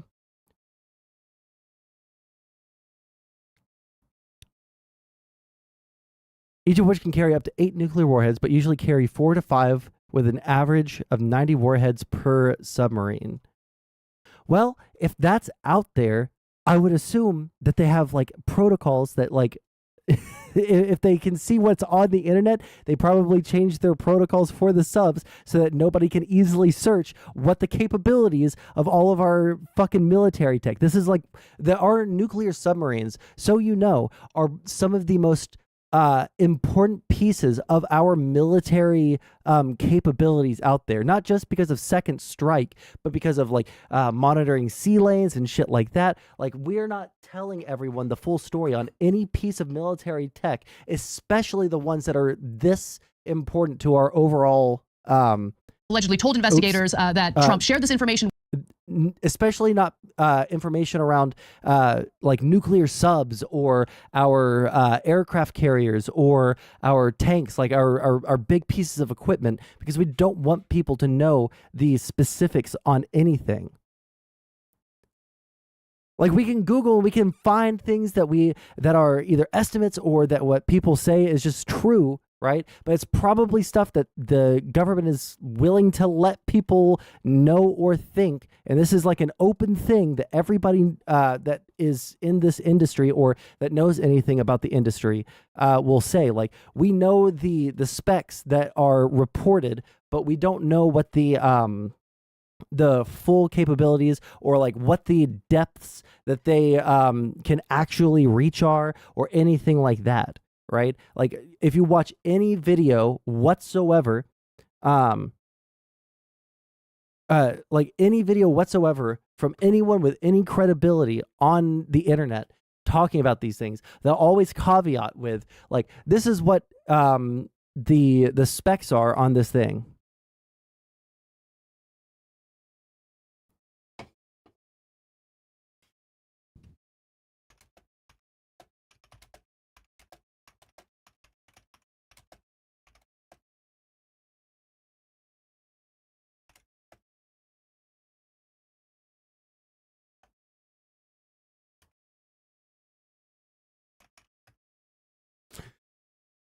Anyways, like, that's like, this may not be the biggest leak, but come on. No, this is like pretty, like, extremely bad. Like, from my understanding on our military doctrine around the world, like in terms of our military, like global positioning of all of our military tech, like our submarines are like some of our most top secret items on that docket. But will the Russians or Chinese trust Trump to be factually correct? This man is a retard who will just like straight up tell people things, it seems.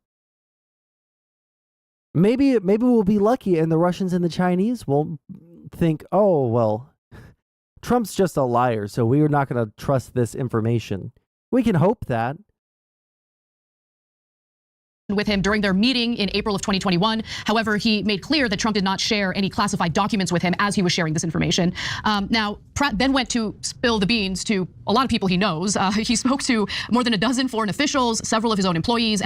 Stop Drumpf posting. Okay. I can't remember what you're.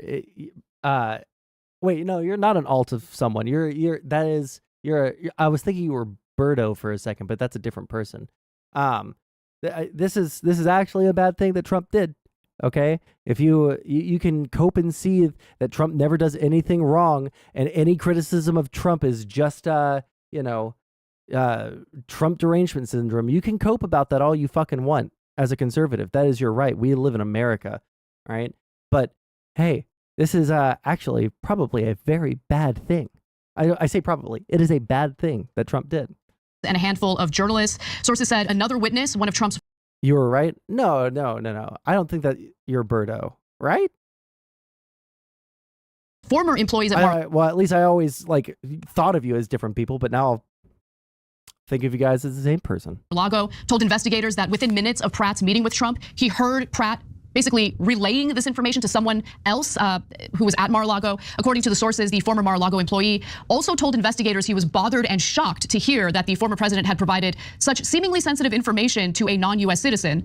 In emails and conversations after meeting with Trump, Pratt described Trump's remarks to at least 45 others, including 6 journalists, 11 of his company's employees, 10 Australian officials, and 3 former Australian prime ministers, the sources told you ABC don't know News. That person like and I know one them. other thing that was clear to me from reading this reporting was that Pratt decided to become a member of Mar-a-Lago specifically to have some connection to Trump, some access to Trump, if you will, because he wasn't a member until Trump was inaugurated in 2017.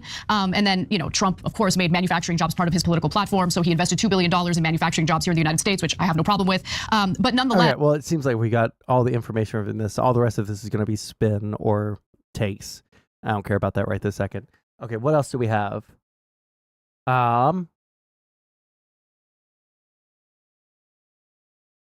What other tabs do I? Okay, this one. Let's do this one. The man who sparked all this, our Randy Kay went to Matt Gaetz's congressional district to see what his constituents think of it all. What do you think about Matt Gaetz leading that move to oust Speaker Kevin McCarthy? I think it's a great move on his part. He's a hero to me. A hero is how Republican voter Billy Mitchell sees Matt Gaetz.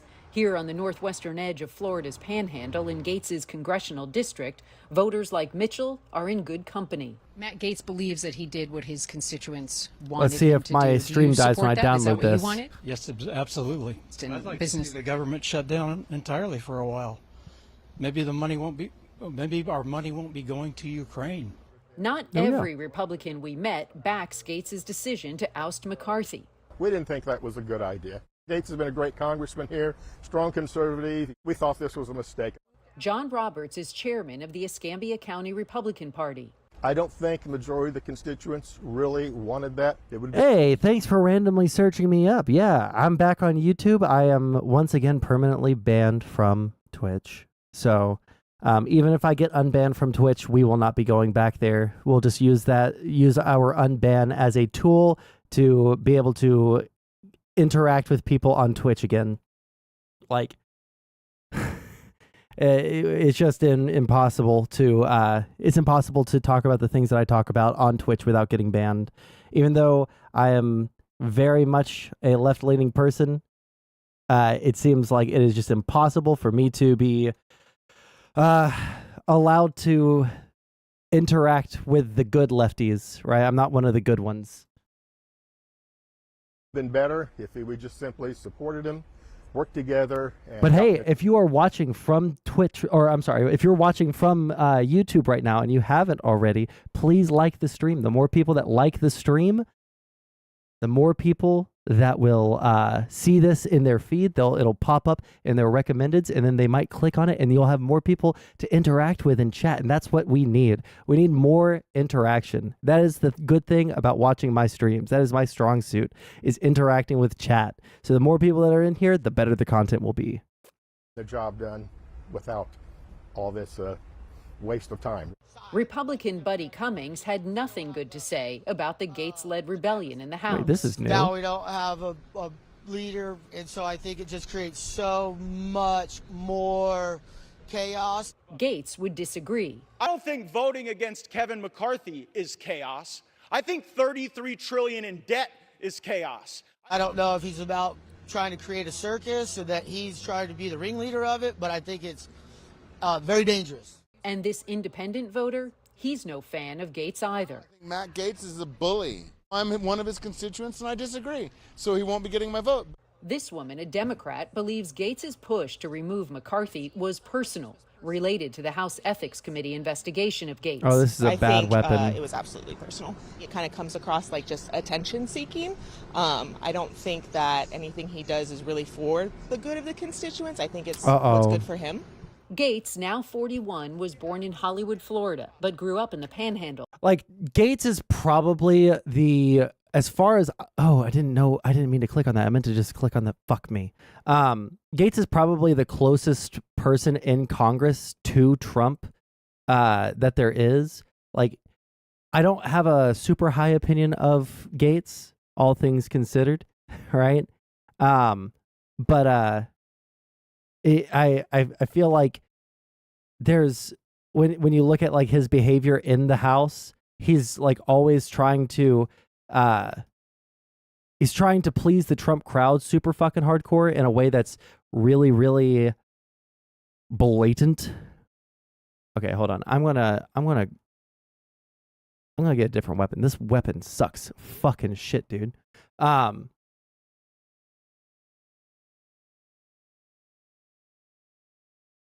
Let's see. What do we want? Cast speed, sorcery damage.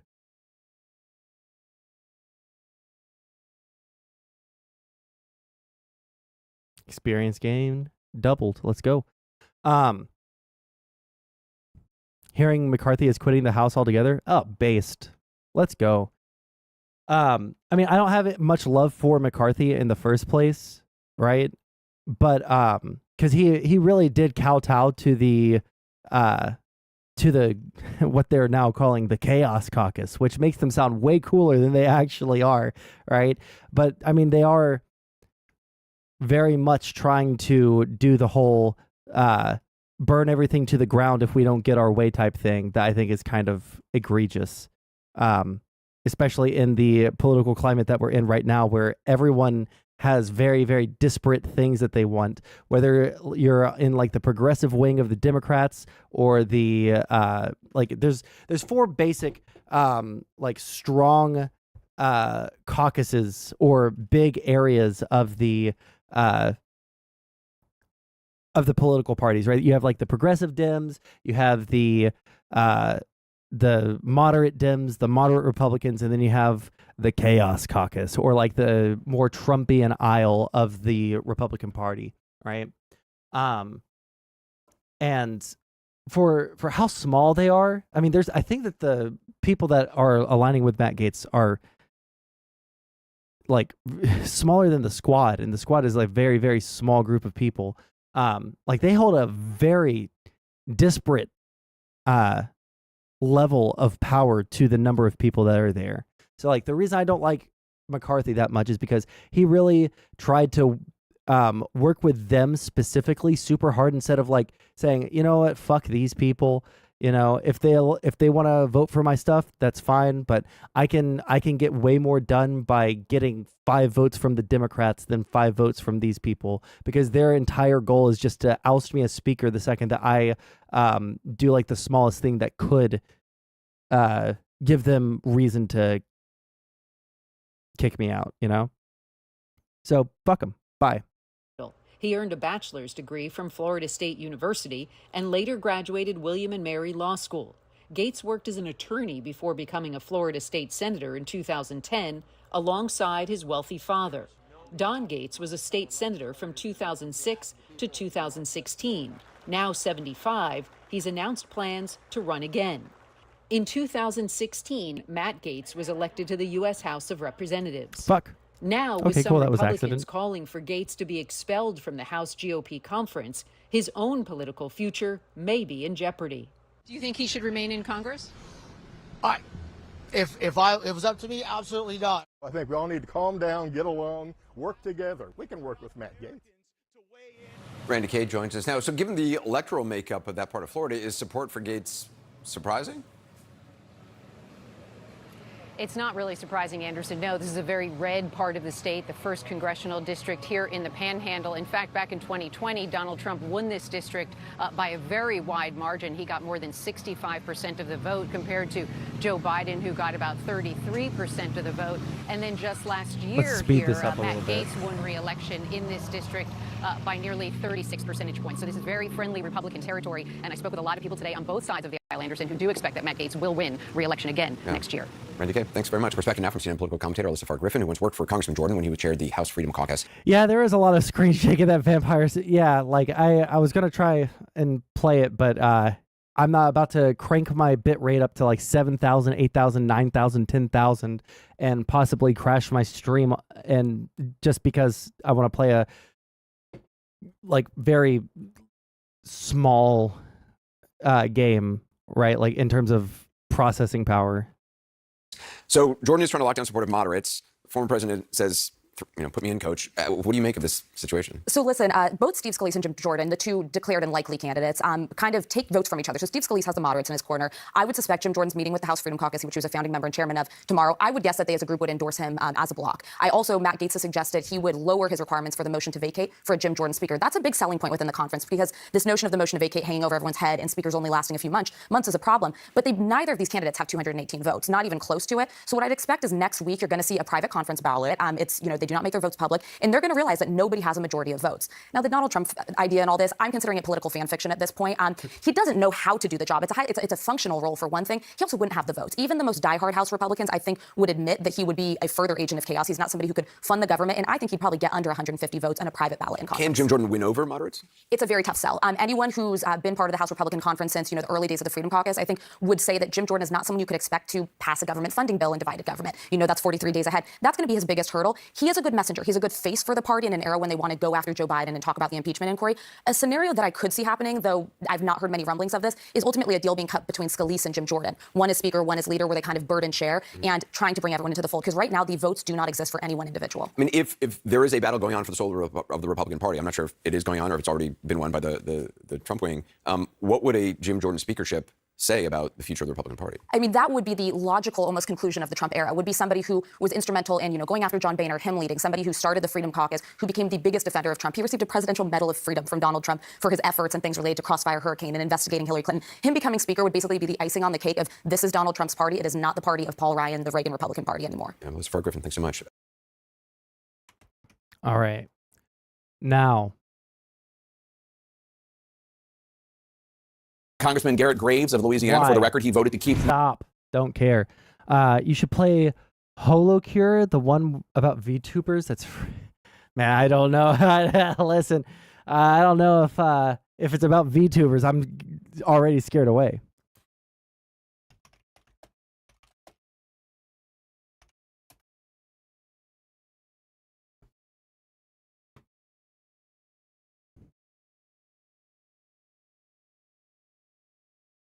With poor performance, it's only poor performance for like stream. Like it's a very like tiny game, right? Because I have it on my phone.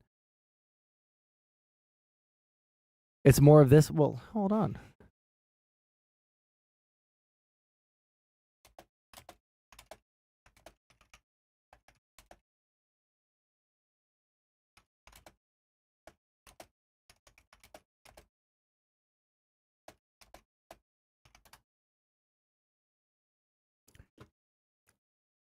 Hold on. Well, now I'm curious. Hold on. Hold the fuck up. Holocure store.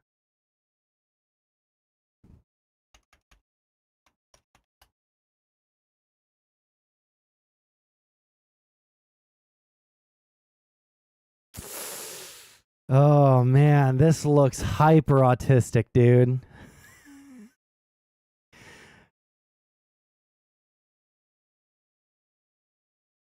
Oh, this looks like giga autistic. I don't know if I can do it.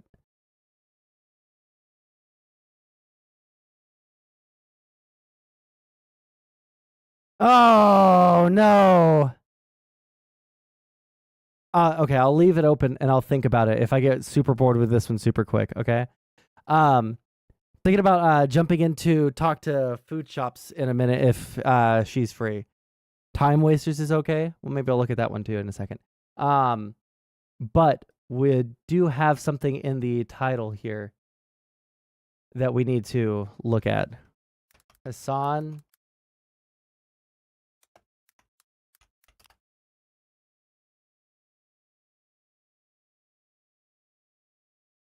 My uncle is running for president?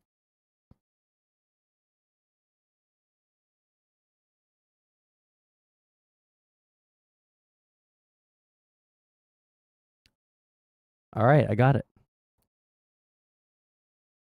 Volume up. Start over. Let's get this shit to where you guys can see it. There we go. Thoughts on the JF stuff? I haven't looked into it very much, and that's what I was going to talk to food shops about because she's looking into that more than I probably will. Because I don't know how to look into this stuff in a way that's going to that I'm actually because I have to like read through Twitter threads, and Twitter thread reading on stream is so boring. It's like super fucking boring. So I don't know if I actually want to go through that, but yeah, I think that it looks really bad for him. Like, one second, I sent something.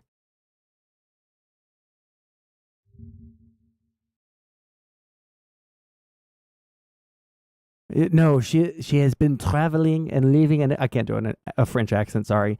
But she's been traveling and leaving an electronic signal far from mine. You know, like that's like okay, bud, right?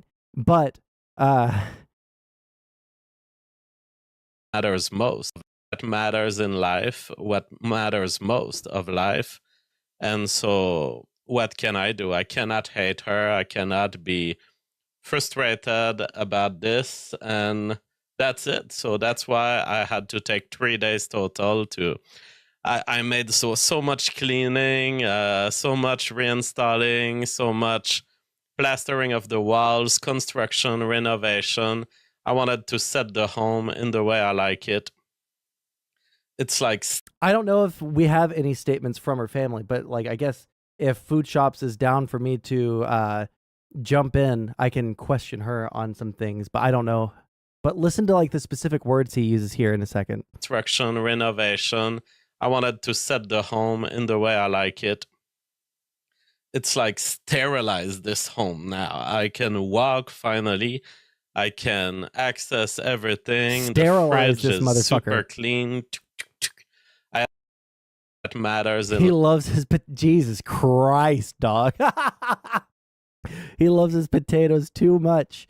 But like, it is love, you idiot. He blocked me. Have I told that story in a while? I might have said that. I might have told the story yesterday when I first saw it. But like, I almost had to debate him. I had about 30 minutes of warning because some guy that used to be a socialist debater, econ debater, like, flaked on a debate on modern day debates 30 minutes before they were about to start, and so they were rapidly trying to find any socialist. This is back a long time ago before I stopped believing in that stuff.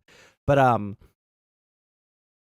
I was trying to, you know, get arguments together. I didn't know what his argument was going to be, so I would have gotten blown the fuck out because he has a very like strong argument. It's not a it's not a morally good argument, and it's not a, I don't think it's a good argument once you know how to argue against it, but it is a hard to argue against argument. How about that one? It's not a bad argument. It's not a good argument, but it is a,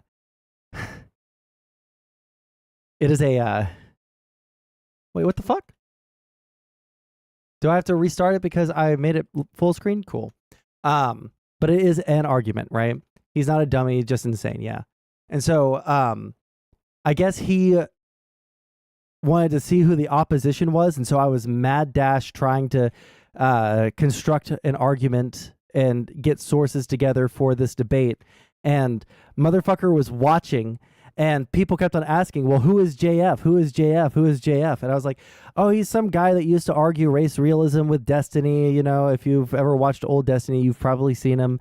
And he like tried to kidnap some autistic girl who had like developmental issues that had like the she was basically like mentally retarded, like in the classic sense of the word, right? She was retarded in her intellectual abilities. She had the mental capacity of a 10-year-old, and he was trying to get this freshly 18-year-old mentally handicapped girl to move in with him and inseminate her, I think was his exact words, inseminate her as quickly as possible. And because I said that, he blocked me on everything, made a statement about how bad faith lefties are, which I wouldn't have even brought that up in the debate. Like, it would have been a socialism versus capitalism debate. I wouldn't have brought it up, but yeah, he blocked me on everything and canceled the debate. You have his book? Jesus, why would you pay for anything from this fucking insane man? Didn't he debate that topic with Lance? Yes, and that is another. Lance is a great way, a great gateway to leaving socialism, because if you've ever watched him, one of the biggest lefty streamers in the world, all right, which one do these? I would probably want this. But like one of the biggest lefty debaters in the world, right? One of the biggest lefty streamers in the world. He has never won a debate, to my knowledge, ever. I don't think he's ever looked good in a debate, ever. And so, yeah, maybe we'll go over that debate. Like we'll go over some of the classic debates, right? Because that one was horrid, dude. He just resorted to calling him a racist at the end, I think. It's a funny coffee book table. Is it actually funny? Wait, no, I did not use attempted murder. I used the anecdote that you brought up. And you're the one hurting the I mean, if you guys want to go over that instead of the Hasan stuff, here, I'll post the Discord server in the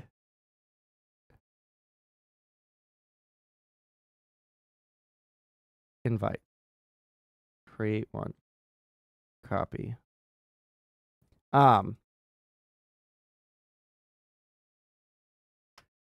right, there's the Discord link. If you guys want to drop any links, because I know Kick and YouTube both don't allow links to be posted in chat, jump into the Discord and you can post it in the content suggestions if you guys think that would be more fun to go over than this. But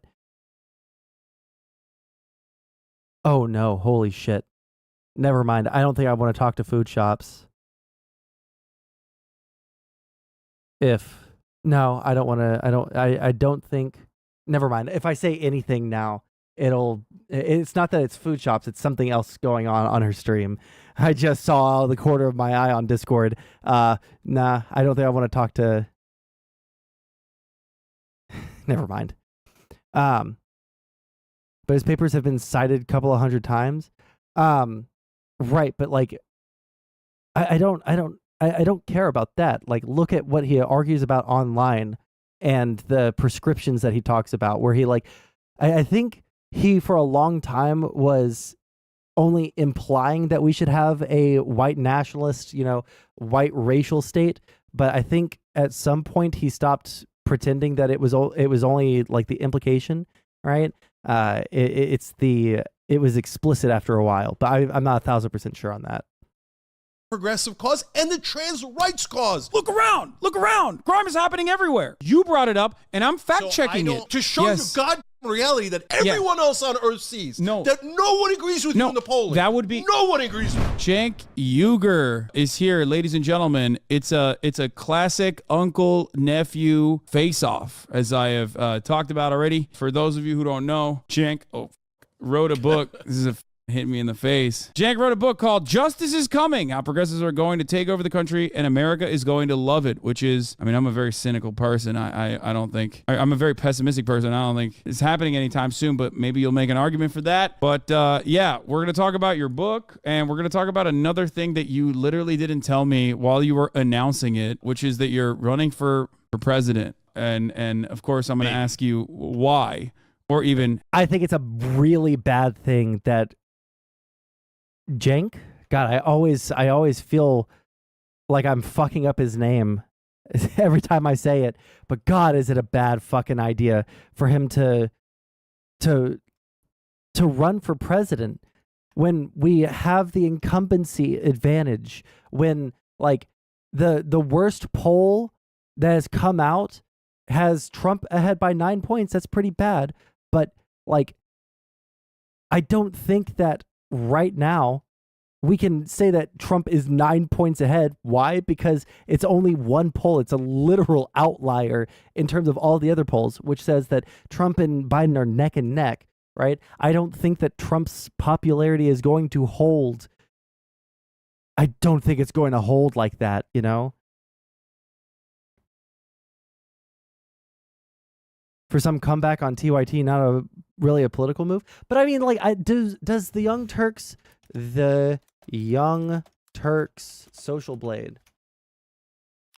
I don't think that they need a comeback, right? Like, let's look at their numbers.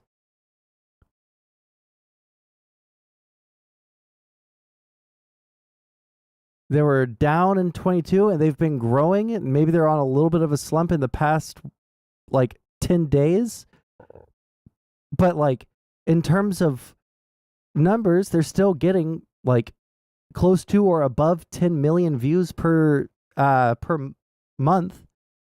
I find it very hard to believe that they had 0 subscribers gained for the entire summer of 2022. So I don't know what these numbers are like.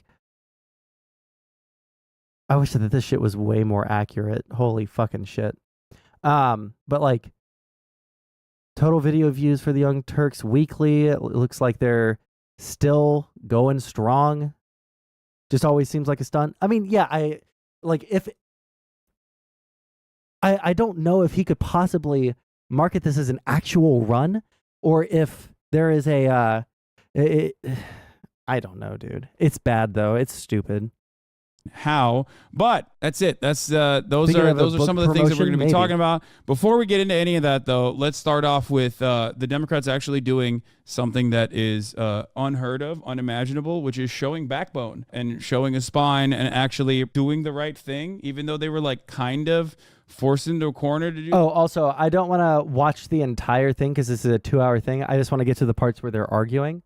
So we'll go back just a couple of seconds into the previous segment, and then we'll go into their trans issues, and then the defund policing crime the Democratic issues. Party, and force the Democratic Party's hand to do the right thing when it's a necessity to do so. And look, all smart progressives are going in the same exact direction, right? Yeah. So I've been on that direction. Yeah, so my co-host Anna's obsessed with the labor movement.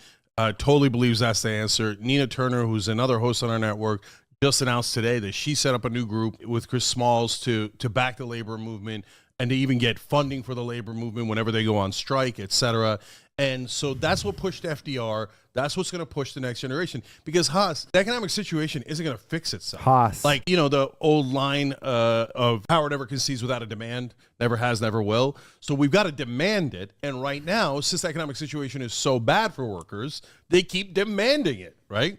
So more demands. It's not just that either. It's all it's also there is actually a real tight labor market, and not a tight labor market with, like, you're right though. The confidence is different because we've already had tight labor market periods where income has not increased in the way that it's supposed to. Real income, real wages have not increased in the way that it's supposed to. And even economists are baffled by this reality. They're baffled. The reason for that was because labor had lost and capital had won that war. Whereas now, in a post-COVID world, I think with the unimaginable amount of profits that these corporations are raking in, labor has a decent bargaining position because they saw that, you know, if people just simply didn't go back to work, that people were fucked. Yeah.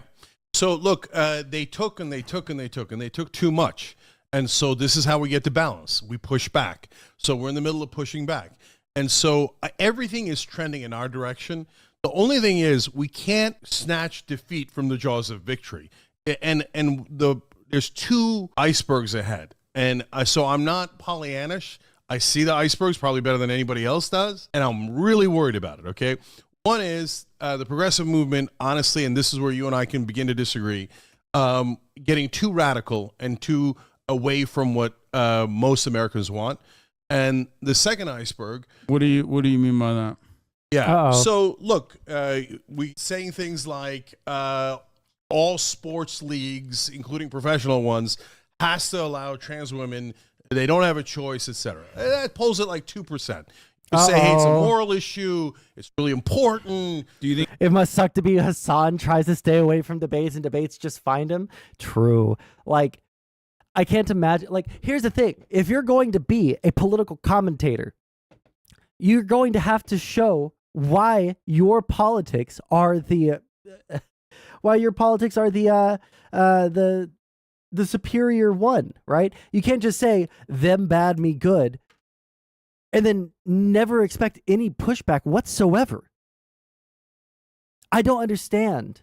You know, I just don't understand how you could rely on that whatsoever, dude. Enemies that come close, you have a 50% probability of getting scratched.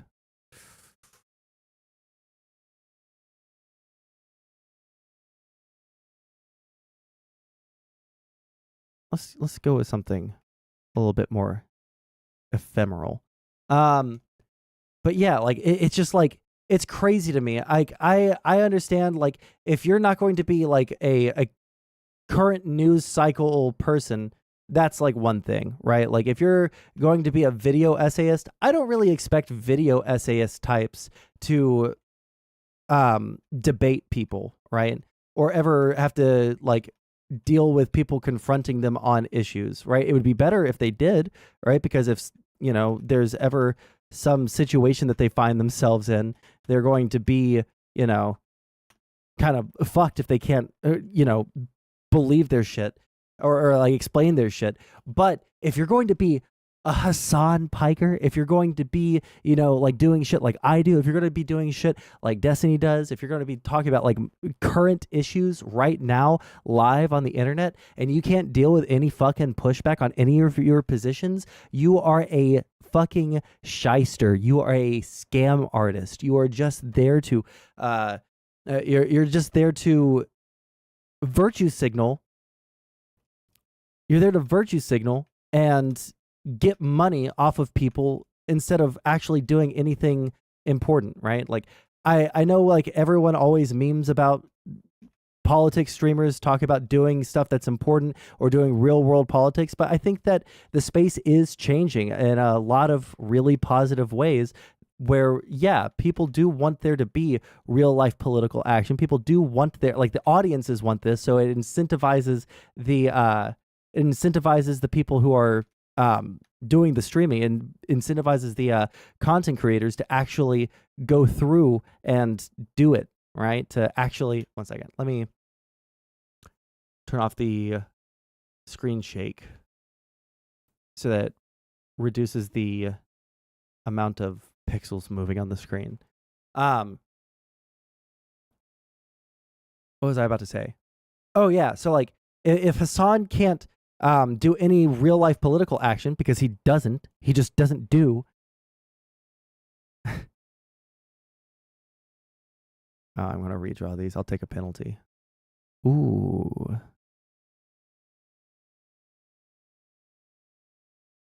Ooh. Based. He doesn't do political action, right? Like what political action is he doing? Does he get people to go out and canvass? Does he get people to sign up to vote? No, he just tells people that, like, I don't even know what his stance is on electoral politics anymore.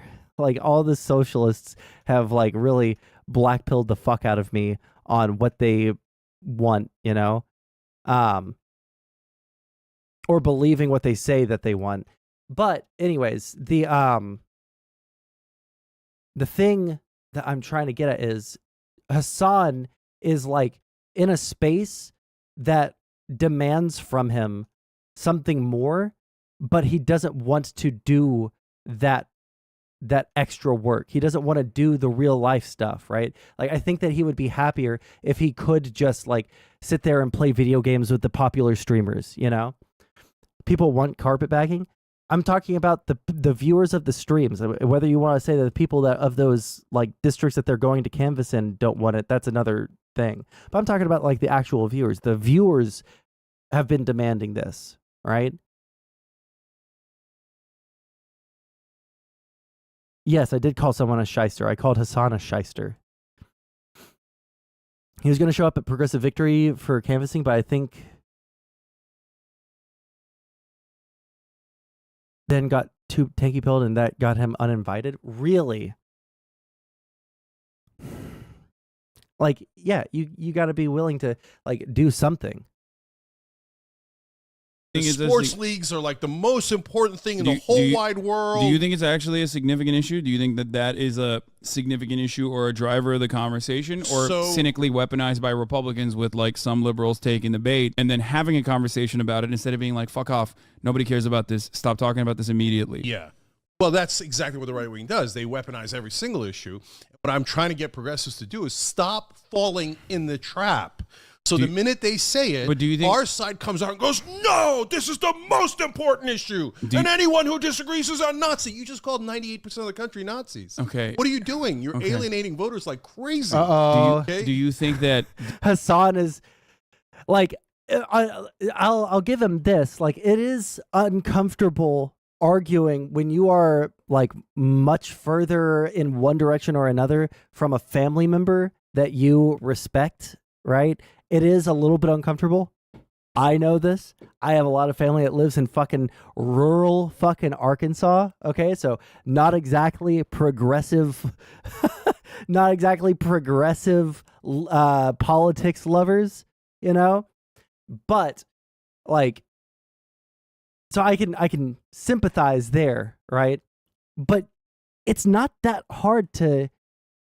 It's not that hard to navigate those conversations, like at all, right? Like my grandfather, who's in his like late 70s, early 80s, I can't remember off the top of my head, but like he's very old. He's very conservative. He watches Newsmax. I can have a conversation with him and not have him hate me afterwards. And still hold on to all of the like principles that I hold and hold on to all of the positions that I still hold while not lying about anything that I believe, right? It's not that hard.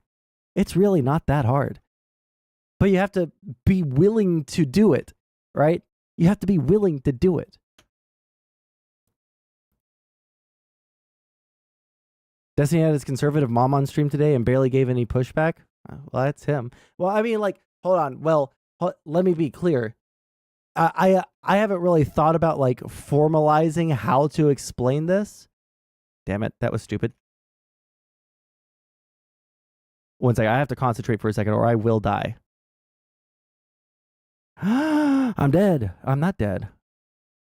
Okay, I have to concentrate for a second, folks. Damn it, well, never mind. I haven't like formalized in my brain how to like what the best ways to do it are. Do I push back necessarily like in the way that we talk about pushing back on stream? I don't know if I do. I think that a lot more of the strategy is just like the Socratic method, asking them why they think that, and then once you get them to a point where they like no longer have an answer, then you provide an answer and then you work your way forward, right?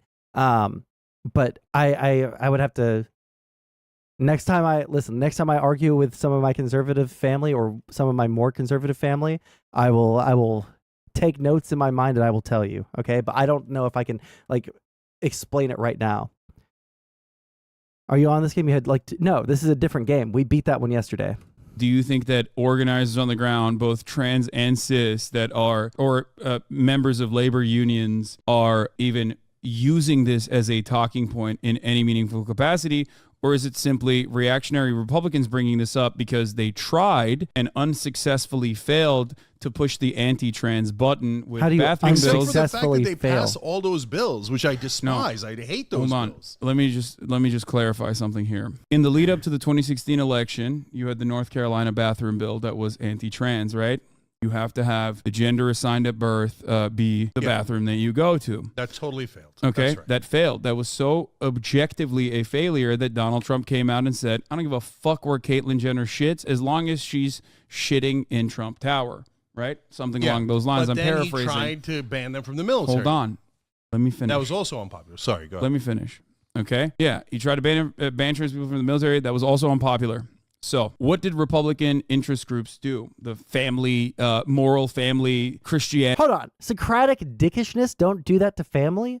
What do you want me to do? Debate bro my fucking 80-year-old grandfather who watches Newsmax, who is being like brain poisoned by the most retarded fucking news agency in the entire fucking world?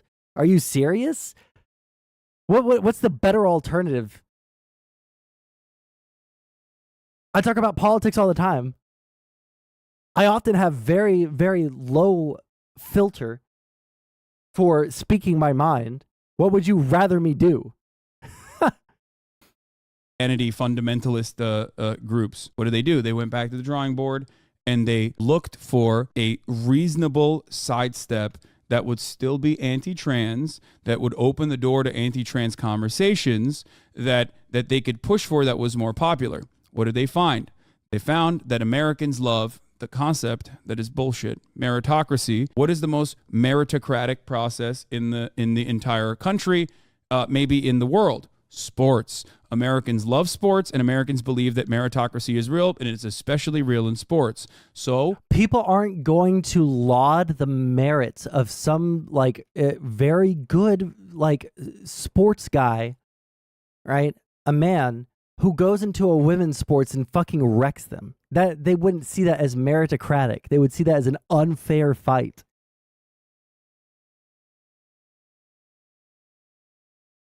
Just give your own opinion. Don't be a Socratic dick. The Athenians were right to kill that guy. Okay. Listen, when you're 80 years old, I don't expect most of my like, especially like my older family, to be on board with like trans issues, but I can at least get them to not give a fuck about them or to give them a better framing of it, right? Why do you think that this is bad? Okay, if you think that that's bad, can you explain to me like why, like, or you think that this is bad? Explain to me why it's bad. Okay, you've given me these reasons. Let's talk about those reasons, right? Like, I don't think that that's like a bad fucking way to engage, but like... They changed the narrative away from trans people can't pee and poo in the fucking bathrooms to trans people want to destroy sports. It was simply just another way to attack trans people, which is precisely why I think a lot of people correctly looked at that and went, why the fuck are we talking about this? This is ultimately marginal. You just want to fucking eliminate trans people from public spaces. And I have never given an ounce of legitimacy to that argument, despite what public polling says, because the reality is no one gives a fuck about it. Let me tell you something that's more important than public polling, however, because you brought up... So far, I don't even see where we disagree. Okay, so you brought up legislatures, state legislatures, Republicans like passing incredibly, horrifyingly psychotic anti-trans bills. Yeah. Okay? And they're passing this. Yet there is no viable single issue voter out there that is like desiring these anti-trans bills. Although if you ask Americans directly about like, what do you think about a 14-year-old trans girl like participating in a swim meet, they might say 56% might say, fuck that, that's wrong, we shouldn't do that. But the reality is there isn't any real momentum on the ground for anti-trans shit. Voters do not give a fuck about trans people overall. The overwhelming majority of voters actually have apathy for trans people. They just don't care about it because they think that there's no trans people in their lives. Which is why Cenk explicitly said, I'm talking about like why are we dying on the hill of trans sports? and you're bringing up bathroom bills. How are you going to bring up like a completely separate type of issue than like you're broadening it to trans people in general, which in that regard, I think Hasan is right. In regards to like just trans people in general, I don't think that most people really care that fucking much about trans people, right? Like even conservatives, listen, I live in fucking Houston, Texas. It is not hard to find people who are conservative here. Hey, yeah, I'm Panda Sondsol. What you're going to do about it? Well, you know, I'm really torn now. I'm not going to lie. Because I just wanted you to admit it. And I probably would have let you stay in chat. But the fact that you're challenging me, what am I going to do about it? Now I don't want to let you stay in chat. How do you fuck up literally every single fucking thing that you do?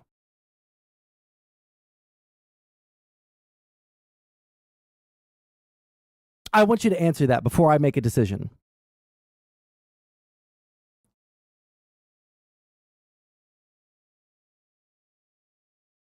I wanted you to admit it so that I would be less angry at you for pretending to be someone else. And then you challenge me. What are you going to do about it, bitch? Okay. He is. Why does? You're on thin ice immediately. After the one thing I wanted you to do, you're on thin fucking ice. All right. Let's keep going. Whatsoever. Republicans, however, have kept on pushing the anti-trans button over and over again and made it their major fucking talking point. That's right. That has yielded horrifyingly bad results for them. And instead of like fucking assassinating Christopher Rufo, for example, who's one of the leading guys here at the Manhattan Institute that was like doing the CRT stuff, doing the anti-trans stuff, instead of going, dude, what the fuck are you doing? You ruined our midterm chances when Biden had a historically bad economy, when a red tsunami was supposed to happen. That was a major failure on their part, one that actually has led to Kevin McCarthy's ouster as the speaker right now, a domino effect of like the Republican Party imploding in and of itself, partially because the only thing that they have been looking for, the only thing that they have, the only tangible policy position is just increasing the dial of transphobia, but there's not enough people on the ground who are demanding it. And those who are demanding it are increasingly more psychopathic, which is pushing away normal fucking Republican voters who are just like, I just want. No, I don't think Jake is going to fucking disagree with literally any of this, but he was talking specifically. There are like only a couple of issues when it comes to trans issues that people actually fucking care about. It's going to be like, what age are we willing to like let people start getting the surgeries? Right? Generally speaking, most people care more about the surgeries than they care about the hormones, although there are going to be people that care about the hormones. And people are going to care about the sports stuff in schools, right? Like anything relating to kids. But that's not what you're talking about. You're talking about in general. And that's not what Cenk is talking about. He's not talking about that. But if you broaden the argument like this, then yeah, like people don't, I like in Houston, I talk to conservatives, right? And they might just say like, I think that they're weird, right? I don't hate them, right? But there's only two genders, MAGA, you know, like they might do some shit like that, but like, they're not going to be like sitting there and being a hateful little shits about it, like by and large. Yeah, I just like, you have to like understand what parts of the trans debate are the contentious ones. And the contentious parts have to do with children. The contentious parts have to do with, the contentious parts have to do with sports, right? The bathroom stuff, people, I don't know if like, I feel like that's mostly out of the zeitgeist for them, Like I don't feel like I hear conservatives talk about the bathrooms as much. The only people I hear specifically talking about the bathroom stuff is like hardcore like TERFs. Oh my God. Are you serious? How the fuck am I supposed to get in there if you guys do that? Please stop being rude. God damn.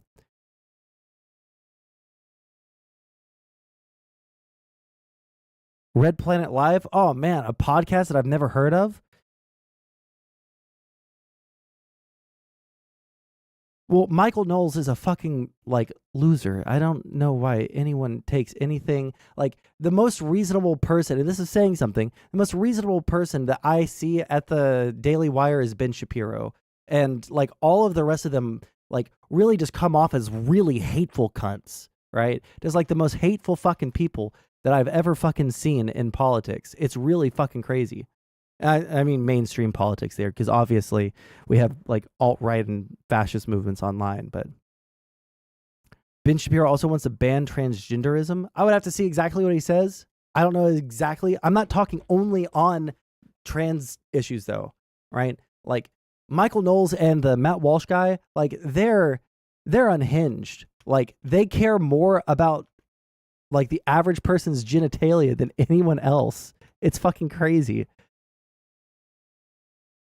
On tax cuts, man. Like, I'm racist, sure, but like, the fuck's going on? Like, I don't give a shit about this. Like, why are you talking about dismembering children's genitals all the fucking time? You sound like a psycho. They're getting outrage fatigue, and it has demonstrably been a failure. And that's part of the reason why you don't see Trump talking too much about wokeness or trans people. He like brings it up every now and then in his commentary, but it is far less than Ron DeSantis, wouldn't you say, who is an objectively less popular candidate. Yeah. So with the exception of Trump and DeSantis thing, which we can get into, I actually agree with everything you said. So now let me give it to you from my perspective and why I'm concerned about it. So number one, Republicans bring this up because they're fishing and fishing. All their positions are deeply unpopular. So they're fishing for one position that they could finally get some sort of popularity on, right? So they dig all the way down to trans sports at the high school level, and they get over 70% saying, okay, no, meritocracy, we shouldn't do that, right? So if at that point, you and I agree, we fight back when they propose a bill, and we do the best we can, and we aggressively make the case that you just made and that I make all the time on the air, right? And then we're okay with it, and everybody would agree. The country is in favor of trans rights, okay? But in the midst of these conversations, one of the things that happens is, on air, I say, okay, you're asking, fine. I think at the high school level, trans girls should be able to participate with biological girls because... Why do you talk about that at all beyond how... Because it comes up, because there's a bill. I'm fighting against the bill. Okay, but why do you talk about it beyond it being a distraction, perfectly cooked up, because you said you agree with me? Why do you talk about it beyond it being a fucking bill that is laughably unpopular, so unpopular that like incredible... It's not so unpopular that it didn't pass in all the red states. Wait, what? The trans bills that passed, not about bathrooms, but about sports and all that horse crap. But none of those bills were passed with popular support, Cenk. I know they're passed by Republican legislators, and the Republican legislators are appeasing their base. Okay, and their base is maniacal, and their base wants it. No, they're not. That you and I are entirely incorrect. So they go fishing. Well, what do you mean? Cenk is factually false here. Republicans poll better on... What do you mean poll better on inflation and crime? I think that Cenk is giving the more right-wing opinion here, Jadiox. In that area. And in that conversation, I say, hold on, let me finish. Okay. I say, at some point, look, my real opinion is, at the professional level, yes, of course the leagues get to make their own decision. And sometimes, yes, trans women have an advantage, and the league is allowed to say, no, we're not going to allow it, okay? So what happens next? Every single person that I know in mainstream media saw what they perceive as a progressive community, then called me a Nazi. Then they go...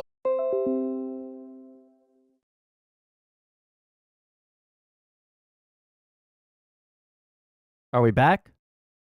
Marco, did it just blip for you guys?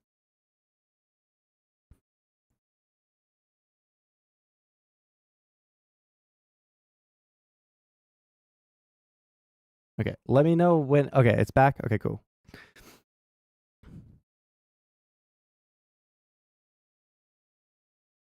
Crucial issues like crime and the economy. Well, if that's what they want to run on, then they can run on that, but they lost in the last election cycle on that, and the Republicans mostly focused on trans issues and CRT in the last election cycle. That's what they lost on, because nobody cares about that, right? And then the Democrats ran on abortion rights, and they won.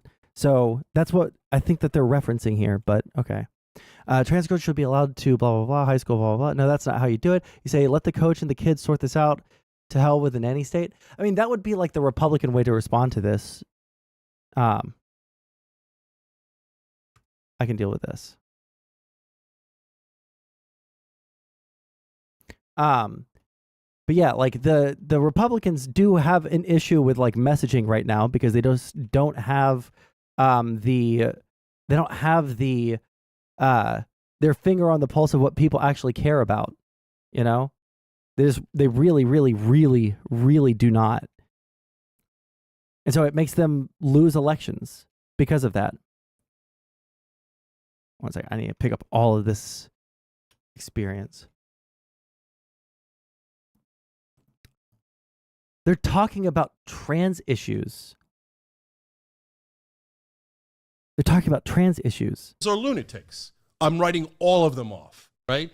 Are you kidding me? Because somebody's had like this microscopic difference of opinion with like the most radical end of the progressive base. They're right-wing pivot, Republican, Nazi. Well, okay, you guys sound nuts. Okay, and don't do that. You think Just say, hey, I disagree. So what? Mainstream media literally called you a bestiality-loving horsefucker when you tried to run for office in California. You think they needed the fucking... you think they needed like 11 trans people with anime avatars on Twitter calling you a Nazi to be like on them on a platter? That's crazy. And they have there material are real interests. issues that are much larger. They have that also cost us, and it makes it look like we are extreme. When in reality, 2/3 of the country's on our side. Take the fucking win. Take the win. So here's another one, and this one I don't know how you're going to light up on this one. No, this is defund the important. police. It's a This is- terrible slogan. Shit, let's go.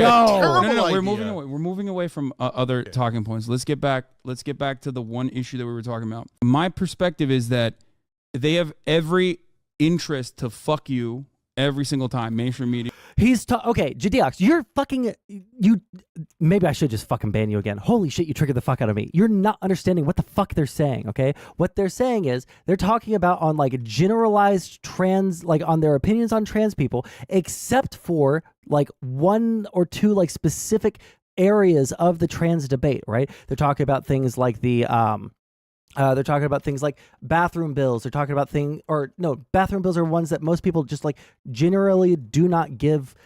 People don't give that much of a fuck about the bathroom stuff. People just generally don't give that much of a fuck about the, about like trans people being able to transition in general or them being allowed to exist in general, right? That's just like the fact of the matter. But what they're talking about is like most people agree that like we just like don't really care that much about trans people. It's not that big of a deal, right? But they do care about the things that like do matter to them, right? Like so like kids, like anything to do with kids, so involving schools, involving sports, et cetera, like those things.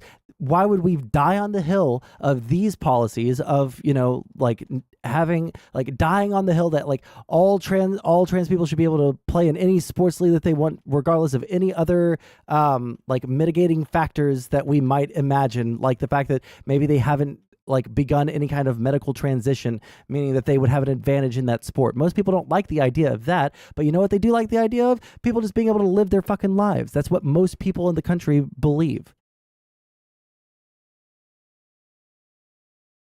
So it's not most people agree with us on, all issues. He's saying on the issues of like trans people being able to like receive any amount of healthcare, of not being discriminated against. Most people are on board with progressives / Democrats on that because most people don't like the idea of discrimination, right?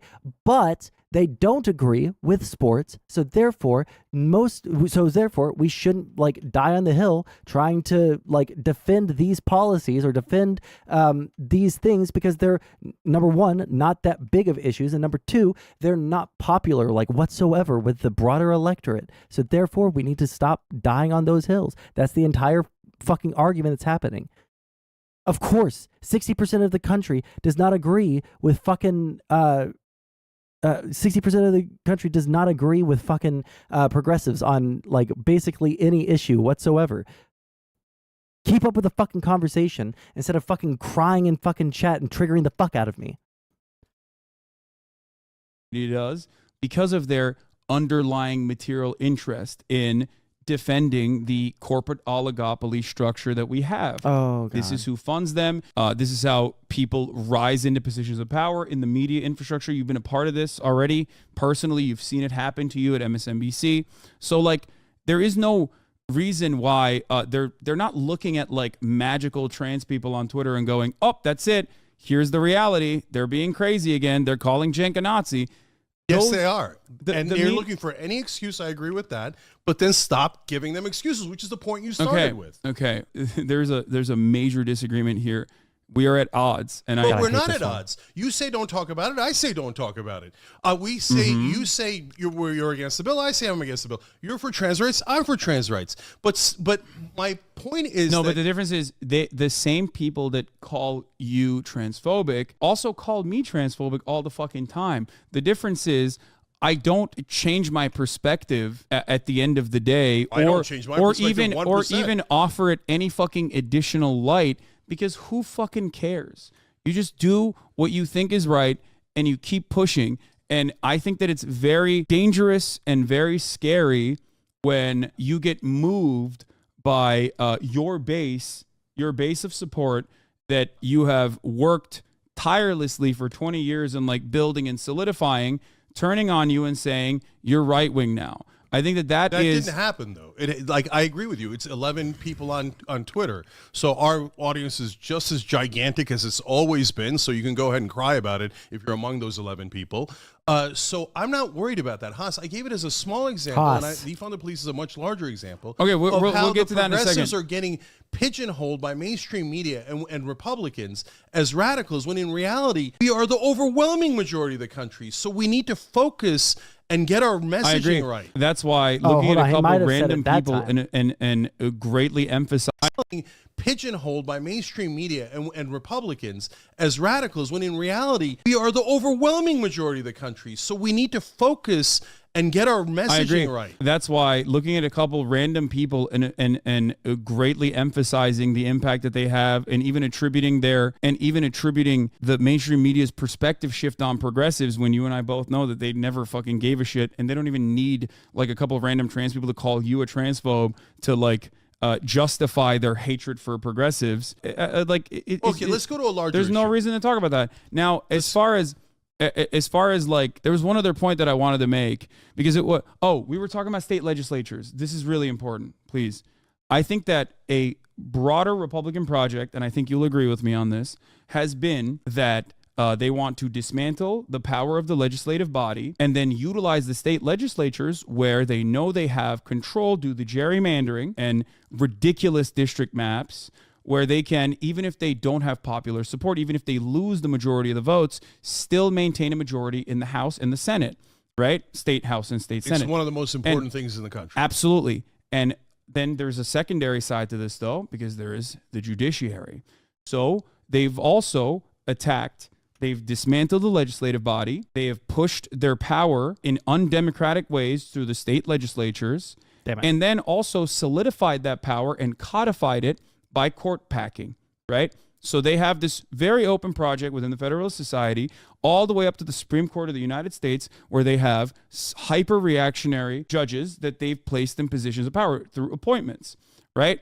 So when you do that, there is no need for a democratic process, which is precisely the reason why saying that these Republicans are actually acting out the desires of their psychotic, bloodthirsty base when they're pushing for trans bills that are getting passed. Can you make in them every single sound state any legislature more fucking is objectively inhuman? false.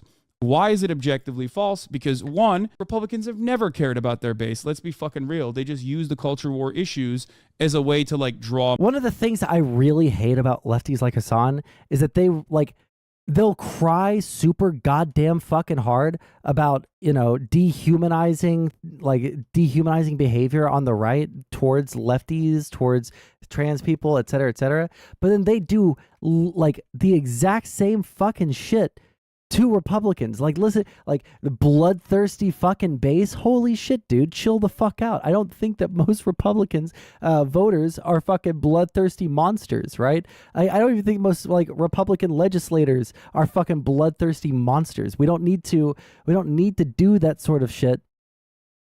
I'm gonna redraw and hope I get one that I can survive with. Damn, it's all dashing shit.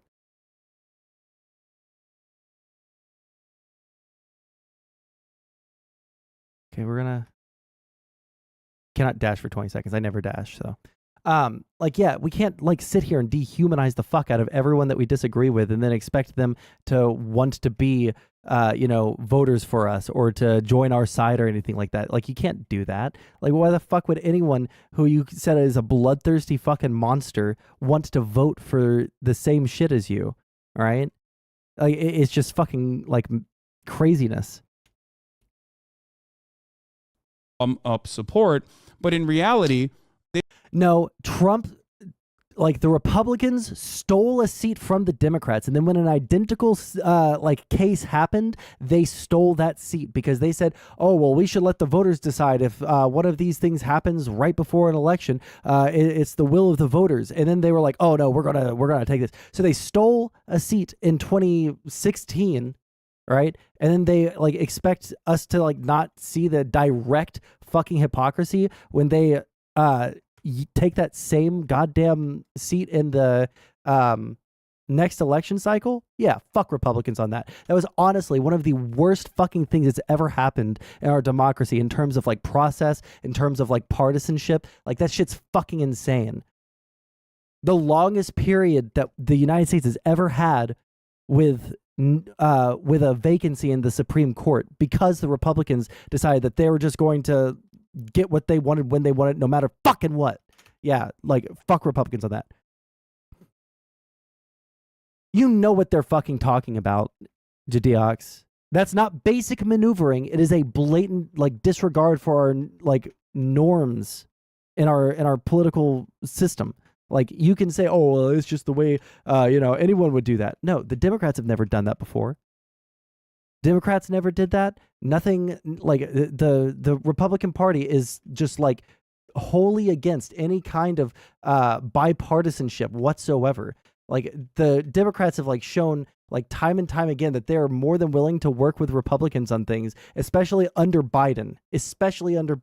You can make a lot of cases especially in the past where the Democrats have been like wholly partisan, et cetera, and I don't disagree. The Democrats can be like extremely partisan, but like Biden has made it his project to try and get through as many bills as possible, right? And in order to do that, you have to have a lot of bipartisan support, and in order to do that, you have to be able to work with the other side, and he's shown that he can and will do that, right? They don't really give a shit about what the base wants. If they did, then they would have never in a million years allowed the Roe v. Wade decision to be overturned, because that was a much better way to just keep dangling in front of the most active base of support they have, white evangelical Protestants, and never actually push to actively dismantle Roe v. Wade and completely criminalize abortion in red states. That's why they have a major fuck up right now, because they're suffering from their own success. So I don't think that pointing to state legislatures and bills that they've passed to say, no, there is actually a decent amount of support for anti-trans legislation from the Republican base of support is correct, especially when all signs point to the opposite. At the national party level, the Republican Party is currently going through a crisis, an identity crisis. They have capitulated to incredibly bloodthirsty, psychotic fucking culture warriors for so long that they end up leading like Ron DeSantis, pushing for objectively unpopular bills, okay, by utilizing the state legislatures, and then suffering the consequences on the perception in the national party. Yeah. So look, again, there's a lot I agree with, but let's break it down one by one. So it can be both, Haas. It can be that, yeah, they've done the gerrymandering. Gerrymandering has done most of the work for them, and it made their seats pretty much impenetrable.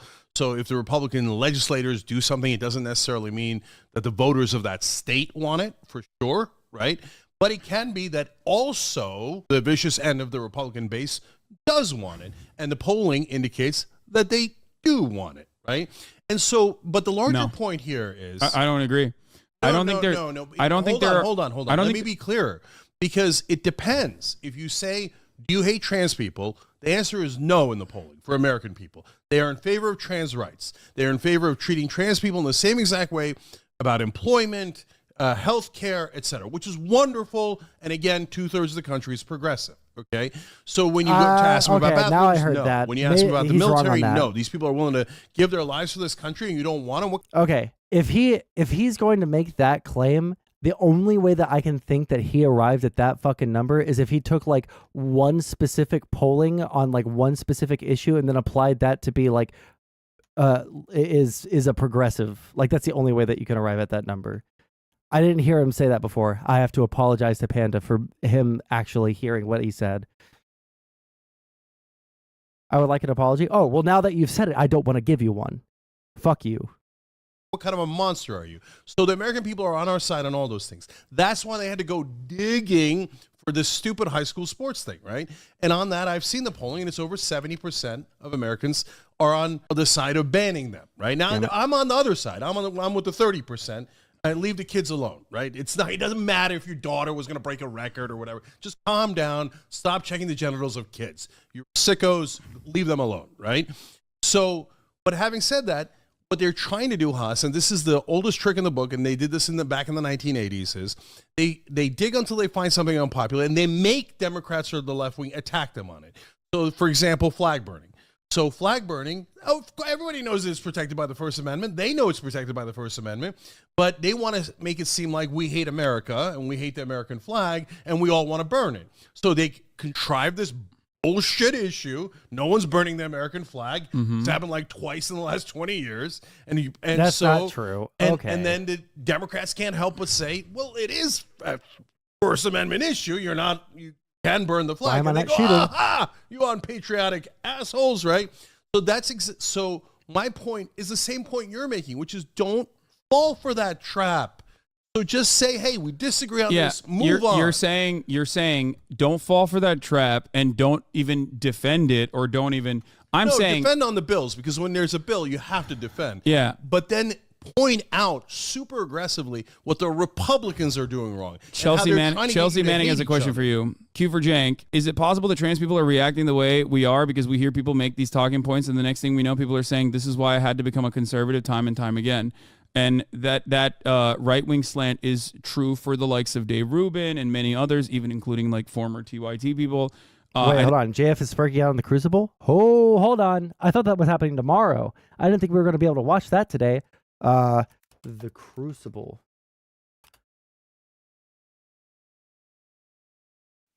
Which was interesting. The guy tweeted out, he said, imagine trying to crucify this guy because his girl leaves and he cleans his house, right?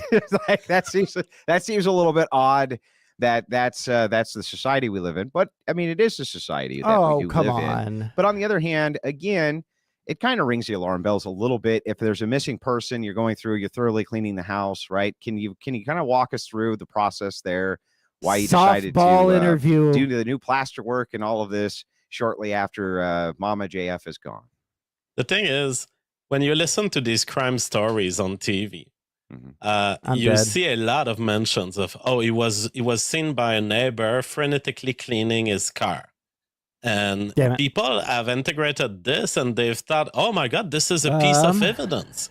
And they concluded from looking at my old videos from the time around June, around the date where I left, where I left Mama JF at the gas station. They started making the conclusion that, we have a piece of evidence here. JF mentioned cleaning his house. What these people don't realize is when police use the word sterilize, they process through the cleaning car or cleaning house, it will be often in relation to a place where there has been a murder. They will clean a car because there was blood in the car. They will clean their house because there was blood in the house.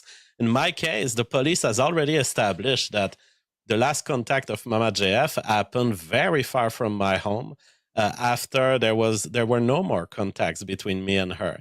And so it's not a case where they would have a location of murder that would be tied to my frenetic cleaning of it. So I'm afraid that in this case, it's just a case of the trolls of the internet improvising themselves investigators and watching through my whole videos and detecting this one detail. I cleaned my house when Mama Jeff was gone. And if you don't understand why, you probably have been single forever. Anyone knows that a female has a lot of improv. Still guilty even if you didn't kill her. You're guilty of neglect. I saw that video that you informed them. From the very day I dropped her on June 17th. And so they knew about it. We're going back a little bit. The position of her family, who loves her very much, is that you cannot retain a woman against her will. And they have always been clear to me that they don't want me to beat Mama JF. They don't want me to intimidate Mama JF. And I've always lived by these principles anyway. So it's not like I needed to be told by them not to do that. But we were all agreeing that if Mama JF wants to travel, she can, and that she is a free woman, and she has a full understanding of the risks. There are risks. The family that you talk to, is this like extended family, mom, dad, this kind of thing? Yeah, mom, dad, close family of that kind. Okay, so they were aware when you dropped her off that you were dropping her off on the 17th. They knew completely what was going on. This was viewed on surveillance cameras. And has she had any communication with them? I mean, this is a personal relationship between them, so I don't know in full, but I know that since June 19th, they are also looking for her. So I would suppose that they haven't gotten any communication from her. Okay, gotcha. So I went actually and pulled out my own hiking gear, and I did like just to kind of wait it all out. And, I go and hike quite a bit myself. For 2 straight days of hiking in the wilderness, I carry about 35 pounds of equipment, which is a little more than you should. Okay. But I always prepare for contingencies, emergencies, things like this. If I was going to go out for a week, it would probably be around 55, 60 pounds. What sort of equipment was Mama JF going into the wilderness with? According to the kind of update missing persons report, she was just kind of seen with a nap bag, right? Just a regular backpack. So what was she carrying in the terms of survival gear, JF? Well, I mean, I know that she's been collecting a lot of stuff, the kind of things like a stool for sitting around fires, some material to light a fire, a knife. But looking at the size of her bag as she left, I wouldn't think that she was going, at the point when she left, I wouldn't think that she was going for extended survival in nature. Mama JF, when she goes on hitchhiking trips, she uses human society a lot. She will ask for help. She will find new friends to partner with. She will receive help and gifts and this food. Does not sound normal. At least as far as I know, she had no intent of going into the actual forest, surviving for extended period. She may pass in a forest at times to get from one road to another, but that is it. Mama JF is an urban creature. Yeah, so urban survival is what you're talking about. Okay. So one of the keys here, though, is that if you're going to cross borders and you're going to do this kind of thing, that you've expressed it's been a meme on the internet, 00 Mama JF, right? 00 agent. That's still going to require things like passports, sets of identification, things like this. You would think that the authorities could fairly easily track that stuff down if she had been crossing into any border. So it stands to reason she's likely still in Canada, right? As the investigator told me exactly this, and I said, Mama JF is a special case. She has not been, she has shown in the past being able to switch countries at time using networks of smuggling. When she visited the Spain enclave in North Africa, where she was observing migrant mentally fucking handicapped, she went but there, also and a I believe that she had lost her passport and was able to get from country to country without passport. And so, as I said to the investigator, sure, I don't expect her to be outside of Canada, but I also wouldn't bar it as an hypothesis. Well, I mean, there's only one place that she could go from Canada, which would be right south into the United States. That would basically be where that is a false assumption. As I said on my show, she could be on a container of bananas headed toward Peru right now. Are you fucking kidding me? Do you think that that's actually likely? I think it's totally possible. Mama JF is capable of everything. There is not a sort of travel that she hasn't done. She could be on a fucking barge full of bananas? Are you serious? And well, I told them you'll basically be pursuing a fugitive who has committed no crime. Basically, Mama JF will hide from you guys. And if you want to have fun finding her, go ahead. But you're probably trying to, and this is my point to the investigator. He sounds like I get it that you have. He sounds like he's taunting people to find the body. Does he not? You have to unleash the whole. Like that's a common. We don't know. That's a common like serial killer thing to do, is to taunt people into finding proof that they did it. Who just happens to be hiding very well. Yeah, I didn't mean mean to pick if I that, was but oh if I was in the investigator's shoes, and I'm just going to be as completely blunt and honest as I can be, of course that would sound really weird to me that you take a woman, and this is uncommon anyway for women to be traveling alone, especially in this day and age, let alone cross country and hidden in banana carts and things like this, being smuggled across borders 007 style. True. And also killing all of their electronic equipment so that nobody can track them. It does sound really suspicious. Like, I almost don't blame the internet for being kind of mad at you, JF, because it sounds awful fucking suspicious, right? And it's okay that these suspicions develop. Let me tell you, the investigators are super professionals, and they didn't fall for what the trolls of the internet right now are falling. For what the Ramsey Paul of this world, Ramsey Paul is on exactly the line of logic you just laid out. Getting arrested. Oh, it's weird. Oh, you cleaned your house after she was gone. It's weird. Let me tell you. I can see that video, by the way. The policemen have shown so much more intelligence than these people who I considered friends. Like Ramsey Paul has been a guest on my show before. I didn't expect to be betrayed. It's not an intelligence thing. It's a you look guilty as hell thing. The investigators are all about There's facts, maybe this is the best case scenario. Okay, best case scenario. Everything that he said online is complete fucking bullshit, and he doesn't want to say where she's gone or where he thinks she is. But camera. And I said, yes, you will. So they didn't fall for me being a suspect at all, ever, at no point of this investigation. Despite the fact that I laid out exactly the same story that I laid out on the internet. Or are you a different person? You say, yes, like people have their suspicions. Me I believe that if we can use this case, because of all the nervousness that it induces in all of our family and everything, I think we can use this case positively to detect an epistemological error in how the mobs process guilt in our world, and how we always go to the man, and the closest man is always guilty no matter what. I have people telling me, you're still guilty even if you didn't kill her. You're guilty of neglect. I saw that video clip. And you're still guilty if you haven't neglected her. You're guilty of not having convinced her to stay.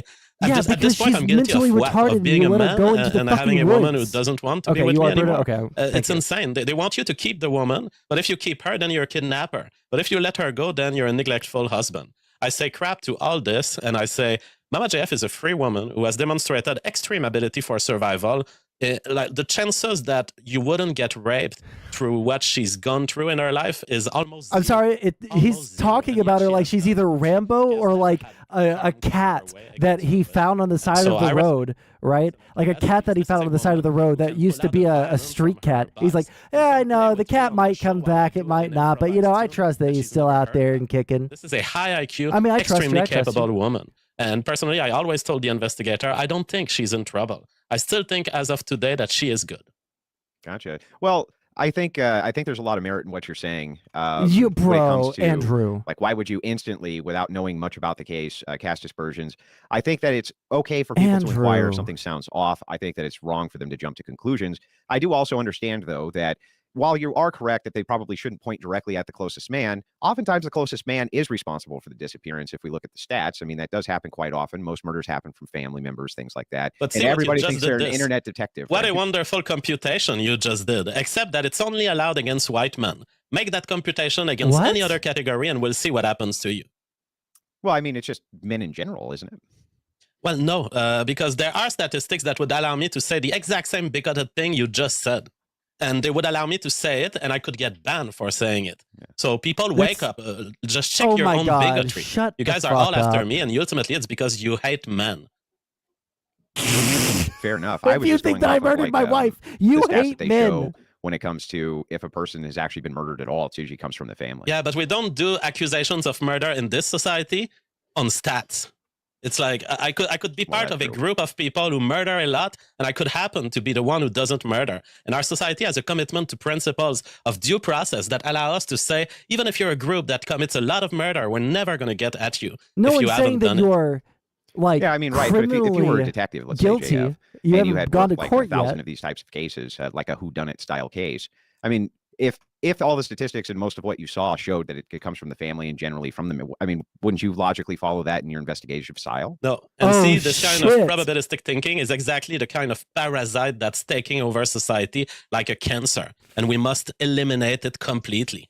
What you mentioned there is not investigative good practice. And what I've seen from the police of the federal government of Canada and the major crime unit is not what you lay out at all right here. They don't care about probabilities. They care about facts. They care about everything they can know for sure. And they start from what they have that they can know for sure, and then they make a step above, and then they question. And then they integrate all this information, and they don't ask themselves, is it likely that? Is it likely this? They go with what they know, and they make one more step and one more step. And now they're at their second step. They are now in Moncton 2 days after I dropped Mama JF. That is good police work. And what you mentioned there is what I've seen again and again in family courts and social workers and that kind of bigoted bureaucrats who kidnap children. And I say, fuck this. What are you talking I'm about? so happy to be surrounded by professionals for once a little bit so we who can get won't do closer these to probabilistic real-time. calculation. Finally, in my life, for the first time, I get due process. Well, I mean, I think what you're saying is reasonable. You know what I mean? Maybe it's a presupposition I've never been challenged on, so I find it to be fair. In this particular case, I want you to but be we'll able to talk come about out that and kind of later give your side of or this tomorrow because I got to end and pretty give soon. sufficient But I want to pushback. see I'm some not of trying this. to like crucify you or nail you to the cross. You know what I mean? I just like you, just want to know kind of what happened because it's a human interest piece at this point. I'd also like to notate because this is something that has come up multiple times, of course. During the video, you did say, you know, you went through, you kind of cleaned up your house, this and that. And I saw a Twitter take, which was interesting. The guy tweeted out, he said, imagine trying to crucify this guy because his girl leaves and he cleans his house, right? Like, Okay, that seems a little bit odd. That's the society we live in. But I mean, it is a society that we do live in. But on the other hand, live in a again, society, it kind of rings the alarm bells a BPF. little bit. If there's a missing person, you're going through, you're thoroughly cleaning the house, right? Can you kind of walk us through the process there, why you decided to do the new plaster work and all of this shortly after Mama JF is gone? The thing is, when you listen to these crime stories on TV, you see a lot of mentions of, he was seen by a neighbor frenetically cleaning his car. And people have integrated this and they've thought, oh my God, this is a piece of evidence. And they concluded from looking at my old videos from the time around June, you know, around the date where I left Mama JF at the gas station, they started making the conclusion that, we have a piece of evidence here. JF mentioned cleaning his house. What these people don't realize is when police, they process through the cleaning car or cleaning house, it will be often in relation to a place where there has been a murder. They will clean a car because there was blood in the car. They will clean their house because there was blood in the house. In my case, the police has already established that the last contact of Mama JF happened very far from my home after there were no more contacts between me and her. And so it's not a case where they would have a location of murder that would be tied to my frenetic cleaning of it. So I'm afraid that in this case, it's just a case of the trolls of the internet improvising themselves investigators and watching through my whole videos and detecting this one detail. I cleaned my house when Mama JF was gone. And if you don't understand why, you probably have been single forever. Anyone knows that a female has a lot of imprint onto a house. They do a lot of crazy stuff. Sometimes they play with water. Sometimes it gets into the electronics. I mean, Mama JF has broken 2 of my laptops just playing with water. So when a woman leaves the house and she has controlled the fridge, she has controlled the plates, she has controlled the placement of all of the tools in the kitchen for years. You come back to your home and you look. Does he think all women are fucking developmentally fucking challenged like all the girls that he chases? After years of having a packed fridge, I love a fridge that there's lots of space. I love to have so much space that I can put my arm in it and reach for my Diet Pepsi can that's at the center of it. I couldn't do that with Mama JF and all of her lettuces and her carrots and her beets. So yes, I did clean my house when an important event in my life happened, which is that my wife has gone on a trip and I would never know when she would come back. Well, and so just if this is off bounds, you can tell me. Are you and Mama JF married? Well, I call her my wife. We are a common law spouse. But for paper reasons, we didn't have an interest in marrying ourselves, but I consider myself tied to her forever and bound to defend her interests forever, dead or alive, and with a boyfriend or a new boyfriend or not, I will always respect what Mama JF has done in my life, and I consider myself a servant of her interests forever. Okay, gotcha. Moving backwards a little bit, if you don't mind. Kind of the lead up, you said that there was a plan that she kind of had for forever, right? For a couple of years, is what you said earlier in the broadcast here. Have you guys discussed this plan? Has she talked about it a lot? Did you try to talk her out of the plan? Like, kind of walk me through the plan of Mama JF. Yes, I've always advocated that Mama JF should stay with me and continue building a family and continue building our dream farmland that we have been living on. But Mama JF had a pull that was pulling her back to her hippie lifestyle. And this has been forever. I mean, it has been from the first year we were together in 2018 that she would talk about this. So the plan, you say, what was the plan? Well, it's hard to get a plan from a hippie. You know, she doesn't have a mind like mine. She doesn't make plans that are explicit, but she had dreams. She dreams of being a star, of making noise, sometimes she dreams of promoting the revolutionary phenotype, you know? Mama JF had a strong idea that she had to push ideas out there, change the world. Sometimes she wanted to build castles where commune of hippies could be gathering and living together. You know, it's hard to present as a plan, but that is the mind of Mama JF, which I respect. So yeah, all these things. She was dreaming of a wild life and a crazy life. And, you know, I'm going to ask this one too. And of course, you can brush it away or tell me it's off limits or whatever. Were you guys feuding and fighting about this in the lead up to kind of the drop off? And was there kind of contention about this? Obviously, you didn't think it was a good idea. Yeah, no, I don't fight because I'm a libertarian and I have so much invested in preserving my good relationship with Mama JF rather than be conflictual about it, that it's not in my interest to fight or to pressure or to make her feel comfortable. So what she always had from me was saying, I oppose to this. It's bad. You will expose yourself to all sorts of risks. You know, you could get raped. You could get killed. Anything could happen to you. But if you want it to happen that way, I fully respect this. And I'll he treats women like they're cats. Has That's caused what I you a think it significant is. amount of emotional distress. This is after how all, this is the was going on for months before you were ever the able way I to treat my come cats out into the public with it, and he may not have. I right, respect you. If this hadn't turned into I love you. a missing I persons want the case best and this for type you. of thing. Has this really caused you a lot of emotional distress? Yes, certainly. I mean, it's normal for someone who doesn't know where their partner is. It's normal to be nervous, and there's lots of nervousness in not knowing, in imagining the worst scenarios, in also the restraint that you have to have, because, for example, there are things that I know are in the investigation right now that I will not mention and cannot mention. I understand. Because there are things that you have to defend people's private rights to, you know, privacy. There are things that if you say them and they're not totally conclusive yet, it could disrupt the investigation because it could throw off a lot of traces of people saying, oh, well, if that was established, I'm not going to call the police. And you don't want to create this inhibitory effect. And you want everyone to be on their best behavior and to be thirsty to call the police and try to report the most facts they can. So all of this combined, yes, is a lot of cognitive load, a lot of effort. But let me tell you, the peacefulness of Mama JF in her desire not to hurt me is something that is so much more tolerable than a lot of other cases that have happened in my life. There's a way in separation, I'm sure you know about it in our current world, where women can destroy the lives of their husband. And often they can do it on destroy them purpose. financially, they can kidnap the kids, they can do anything. The fact that Mama JF has decided for this trip, but in a way that was totally non-hostile to me, makes it much more bearable psychologically. And I totally respect the way she's done it. It's a clean way, and it's what we should be headed toward. If we had a society that denies women the right to make these false allegations in family courts, that denies those false rape, defamation cases that people start against men, I think that would be highly desirable. And Mama JF, she had the moral pillar to be that way without society forcing her to be that way. Well, JF, the way that you kind of described that, this sounds almost less like it was a trip and more like it was an actual separation. Is that how you're viewing it? I don't know, because Mama JF has done this before and she came back 2 weeks later. So it's like, when you are with a woman who has such an unstable, drive, you cannot know. The moment I left her at that gas station, I thought it was potentially the case that she would come back 2 weeks later, because that's what she did last time. So what do you trust? Do you trust your instinct? Do you trust what she tells you? Do you trust what she did last time? All of these factors are speaking to different realities, and you interpret all of this, and at some point as a man, you have to say, I have no control over what this woman does, and whatever she does, I will just be here when she comes back. And that could be in 2 weeks from now, or it could be in 20 years from now. I don't care. Do you expect that she will come back? I act in every day of my life as if she could come back. And if she does come back, I'll be there. And if she doesn't, that is also fine. But you're hoping she is, obviously. Well, I'm neutral because I don't want her to come back if she doesn't want to come back. And I know Will when I see it, and I've seen her leave of her own will. So I wouldn't want her to come back and feel imprisoned or forced to come back. But if she does, she knows that she has my At full least support. pretend like you my give full a fuck commitment about to her this woman. forever.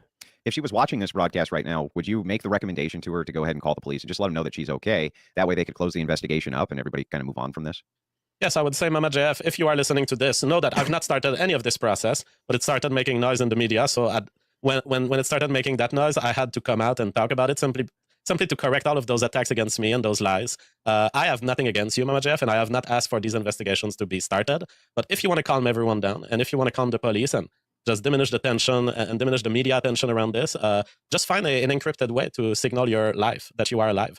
If you don't want to talk to them, I opened a Proton Mail email. You can send me an email, prove in that email that, tell me something that only you would know. And that way it would prove that it's you. And the police will be reassured. I think that's all That they could want be anyway. you. So if you don't want to be located and don't want to be found, that's one Please way say we something can like use that, to Andrew. Like ensure only your something safety. that you and her Yeah, would well, I mean, know. even just a call to maybe her parents or extended family, even Yeah, would exactly. probably take care of Anything that, like right? this would work. Okay, gotcha. Now, kind of moving forward, have the investigators been? I mean, this is still ongoing, and clearly you're still working with them. Do you think that this investigation will continue until they essentially find her? Is that what it seems the way it seems to be headed? Yes, I mean this is the practice of the police. That's what they told me they would do, and they would do that no matter what. So they say this never goes away.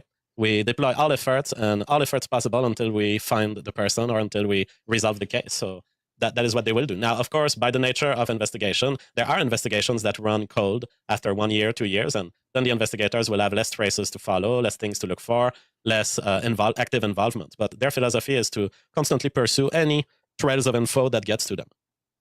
Yeah, well, I mean, it sounds like because at this point it is actually creating, I mean, maybe it's not creating problems for you, but it's definitely creating waves for everybody. And I've kind of heard you multiple times say on your show, like, look, I had nothing to do with this, to Mama JF. Are you afraid that she's going to blame you for that and then, start that process that you were worried about? No, I don't think she will, but I want it to be clear because because of a fundamental principle that you're not entitled, any of you isn't entitled to know where Mama JF is. That is the truth of liberty. We are in a society that gives you so much things. It tempts you with a driver's license so that, oh yeah, you can drive now. Oh yeah, but now you're carrying an identity card of the state and now you are tied in the databases of the state. Oh, here's a cell phone. You can talk to your loved ones. Oh yeah, but now you are basically GPS tracked on every second of your life. We live in a society that has come to expect a demonstration of location for everyone in existence. And the fact is that principally, that is incorrect. The state is not entitled to know where you are. I am not entitled to know where you are. And yet we have these worried agents of the government that have called the police because they noticed, despite the fact that me and Mama JF's family had assessed that she was leaving on a consensual trip, some bureaucrat of the government called the police and decided to be worried. But you are not entitled to your worries. You are not entitled to know where people are. And that is a fundamental principle of society that I believe Mama JF believes in, and I want her to know that I haven't broken it. I don't believe that you are entitled to know where she is if she doesn't want to be found. Well, I don't think anybody is. I do think, of course, from my perspective, and maybe from many people's perspectives, that it's reasonable if you see somebody often and suddenly they kind of disappear with no accounting, which doesn't sound like happened in this case. But obviously, that's going to throw concern into a lot of people's brains. Otherwise, this would not be the kind of internet wave that it has become to begin with, right? Where everybody is speculating and armchair detectiving, and it's become quite the human interest piece. Some kind of follow-up questions just to see if we can tie some of this up. After you did drop her off, and I'm guessing that there is actual footage, and like you said, the detective said, "Hey, the car's there. This is all good. This and that." She didn't go back to your residence, nothing like that, obviously. No, to my knowledge, she has never traveled back into my direction. So I would expect that where you find her on the line between my house and Quebec, I would expect her to travel toward Quebec rather than toward my house. Of course, I can't know for sure that she didn't come back, but I would be surprised. And I certainly don't know and haven't communicated with her since June 19th. Do you think that there would have come a point where, absent X amount of time, you or her family would have contacted the police after X amount of no contact? It is a build up. It's like these curves where eventually you reach a threshold and it becomes unbearable. But given her past behavior, it's totally not out of the question that is still, as of today, that Mama JF is on a regular trip going with her regular plans. Her family member, some very close family member to her, was telling me that in the past she's been switching country and not giving news for months. And so when we were seeing that, okay, it is October, she left in June. That's the end of June, July, August, September, October, 3 to 5 months approximately. That is within the space of what she has done in the past without giving any news. And so that is our choice. And yeah, so I'm still not super worried, to be honest. Yeah, I got you. I mean, and there may not be What does anything revolutionary to be worried phenotype about, but mean? obviously, the reason that we're all here is because it's become a human interest piece, right? That's everybody and their brother is obviously discussing this, and I think in much of the time it's bad faith. Obviously, you've made many enemies on the internet over the years due to your views, and many people, I'm sure, would absolutely love if this were true, and then they could, kind of push against you with it, forevermore. However, many of them, so I remember back in our very first interview, JF. Which was a very good interview, and I appreciated you coming on at the time. We were just starting the channel, and I had asked you a question, and you had responded with, because I've been pushed out of so many of these different circles, I have had to become kind of the orchestrator of my own press, right? I've had to become the kind of pusher of my own, my own press, essentially. And was there a little bit of leaning into this, maybe for the purposes of kind of self-promotion as well? No, my position on this is like whatever event happens and whatever things you don't control, and do use the opportunity to self-promote, which is what I'm doing here. And I know that Mama JF, Oh my one of the God. things that despite her not feeling like her lifeline was due to continue with mine for now, I know that there is one thing that she holds deeply and that she will always hold, and that will be true whether she's with me or not, whether she has 1,000 other boyfriends. Mama JF, and that's the reason she came to me first, believes that the revolutionary phenotype must be stopped. And so I don't think that she would take offense at all that I am talking about the book of the revolutionary phenotype while also covering the case of her disappearance. If there is one message that Mama JF wanted to yell at the world, it is reproduce, have babies, do not let the machines take over. And I mean, I guess we've kind of covered it. Reproduce, don't let the machines take over, bro. In fact, so true, King. Holy shit. I guess if there was one more thing that would kind of satiate my curiosity, it's still kind of the lead up. And I understand, you know, she's a free spirit and this kind of thing. You know what I mean? But it's just so wild to think that, you know, hey, just kind of drop me off here and I'm going to put the thumb up, the truckers, and you know, and we're gone. And this had to have had, like you said, months and months of discussion. But she just really never was very specific at all as to where she wanted to end up or where she wanted to maybe send this revolutionary phenotypical message and who she wanted to give it to. She didn't want the machines to take over. Just kind of nothing like that. I mean, Mama JF doesn't have the kind of brain that satisfies you with details. Mama JF, and people could see it when she was on the show. You know, I'm a guy who delivers the news, and I know the details, and I'm listening to them. Like when you get the communication from JF, it's going to be clear, and it's going to lay out all of the important details. Right? Mama JF is a different kind of mind. She's not a mind to plan these details. She goes on big IDs, and sometimes, honestly, delusional IDs to a certain extent. So no, she's not the kind of mind who will say, I'm going to market the revolutionary phenotype by doing ABC. Even to the point where they're willing to get police involved. That is what women do, honestly. To in that sense, she's career. not so different from the average woman. She may be an extreme case of it. Yeah, well, I mean, that's it. I don't know. It's just like the free spirit thing. I get it. I understand women aren't exactly known for their, you know, their analytical planning generally right now. I know that's a generalization. Maybe I shouldn't be looking at the stats on that, JF, right? But just from my perspective, right? Not always the most analytical minds. But the other thing is the leaving without any cash, no credit cards, you know, none of this type of stuff. She does still have to support herself. She has to eat. She has to do these kinds of things. Does she have access to like a joint account? If you were to put money in that joint account, and she were to, let's say, take some money out, then that would also be proof of life, right? Oh, Mama JF knows she can enter a bank that will hand her money at the declination of her identity. But Mama JF is not like this. Mama JF has decided to go on a trip of self-sustainment. And she has done it in the past. No, she doesn't need credit cards and debit cards to survive. Believe it or not, someone was saying on social media, I heard that you can survive without a cell phone for 30 days. Mama JF is that kind of person. She has traveled internationally before without any form of food reserve, any form of support, and any form of electronic or reserves of money. And she can do it. She can survive in the wild. She can survive in the city. And I am not scared at all for her ability to do that. Okay. And then since she's left, and I know that this is a bit personal, but is your household in a bit of turmoil still over this?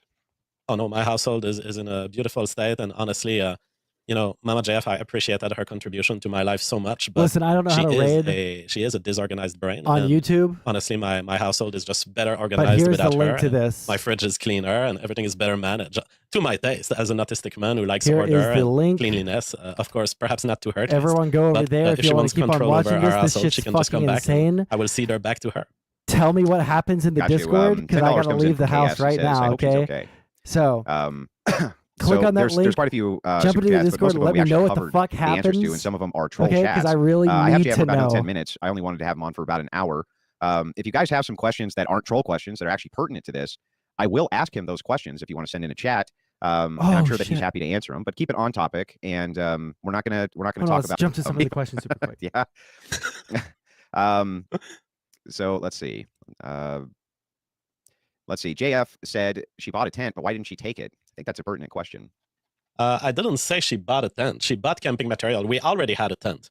I do not think that she brought it though. It was a very small backpack she left with. But we do have a tent. Yeah, I gotta go, guys. Camping all right, material. But go to that link but if I don't you guys think want she to keep on left going and let me know what the fuck happens. Gotcha. I have to know. Yeah, well, I mean, this shit's fucking according to like so the size insane. bag that she's reported having, at least He in this really report, makes it seem like he's a I doubt that she murderer. was carrying a tent. Yeah, it's our tent is in a wrap bag. It's pretty big. It's a big cylinder. No, I don't think she would have it.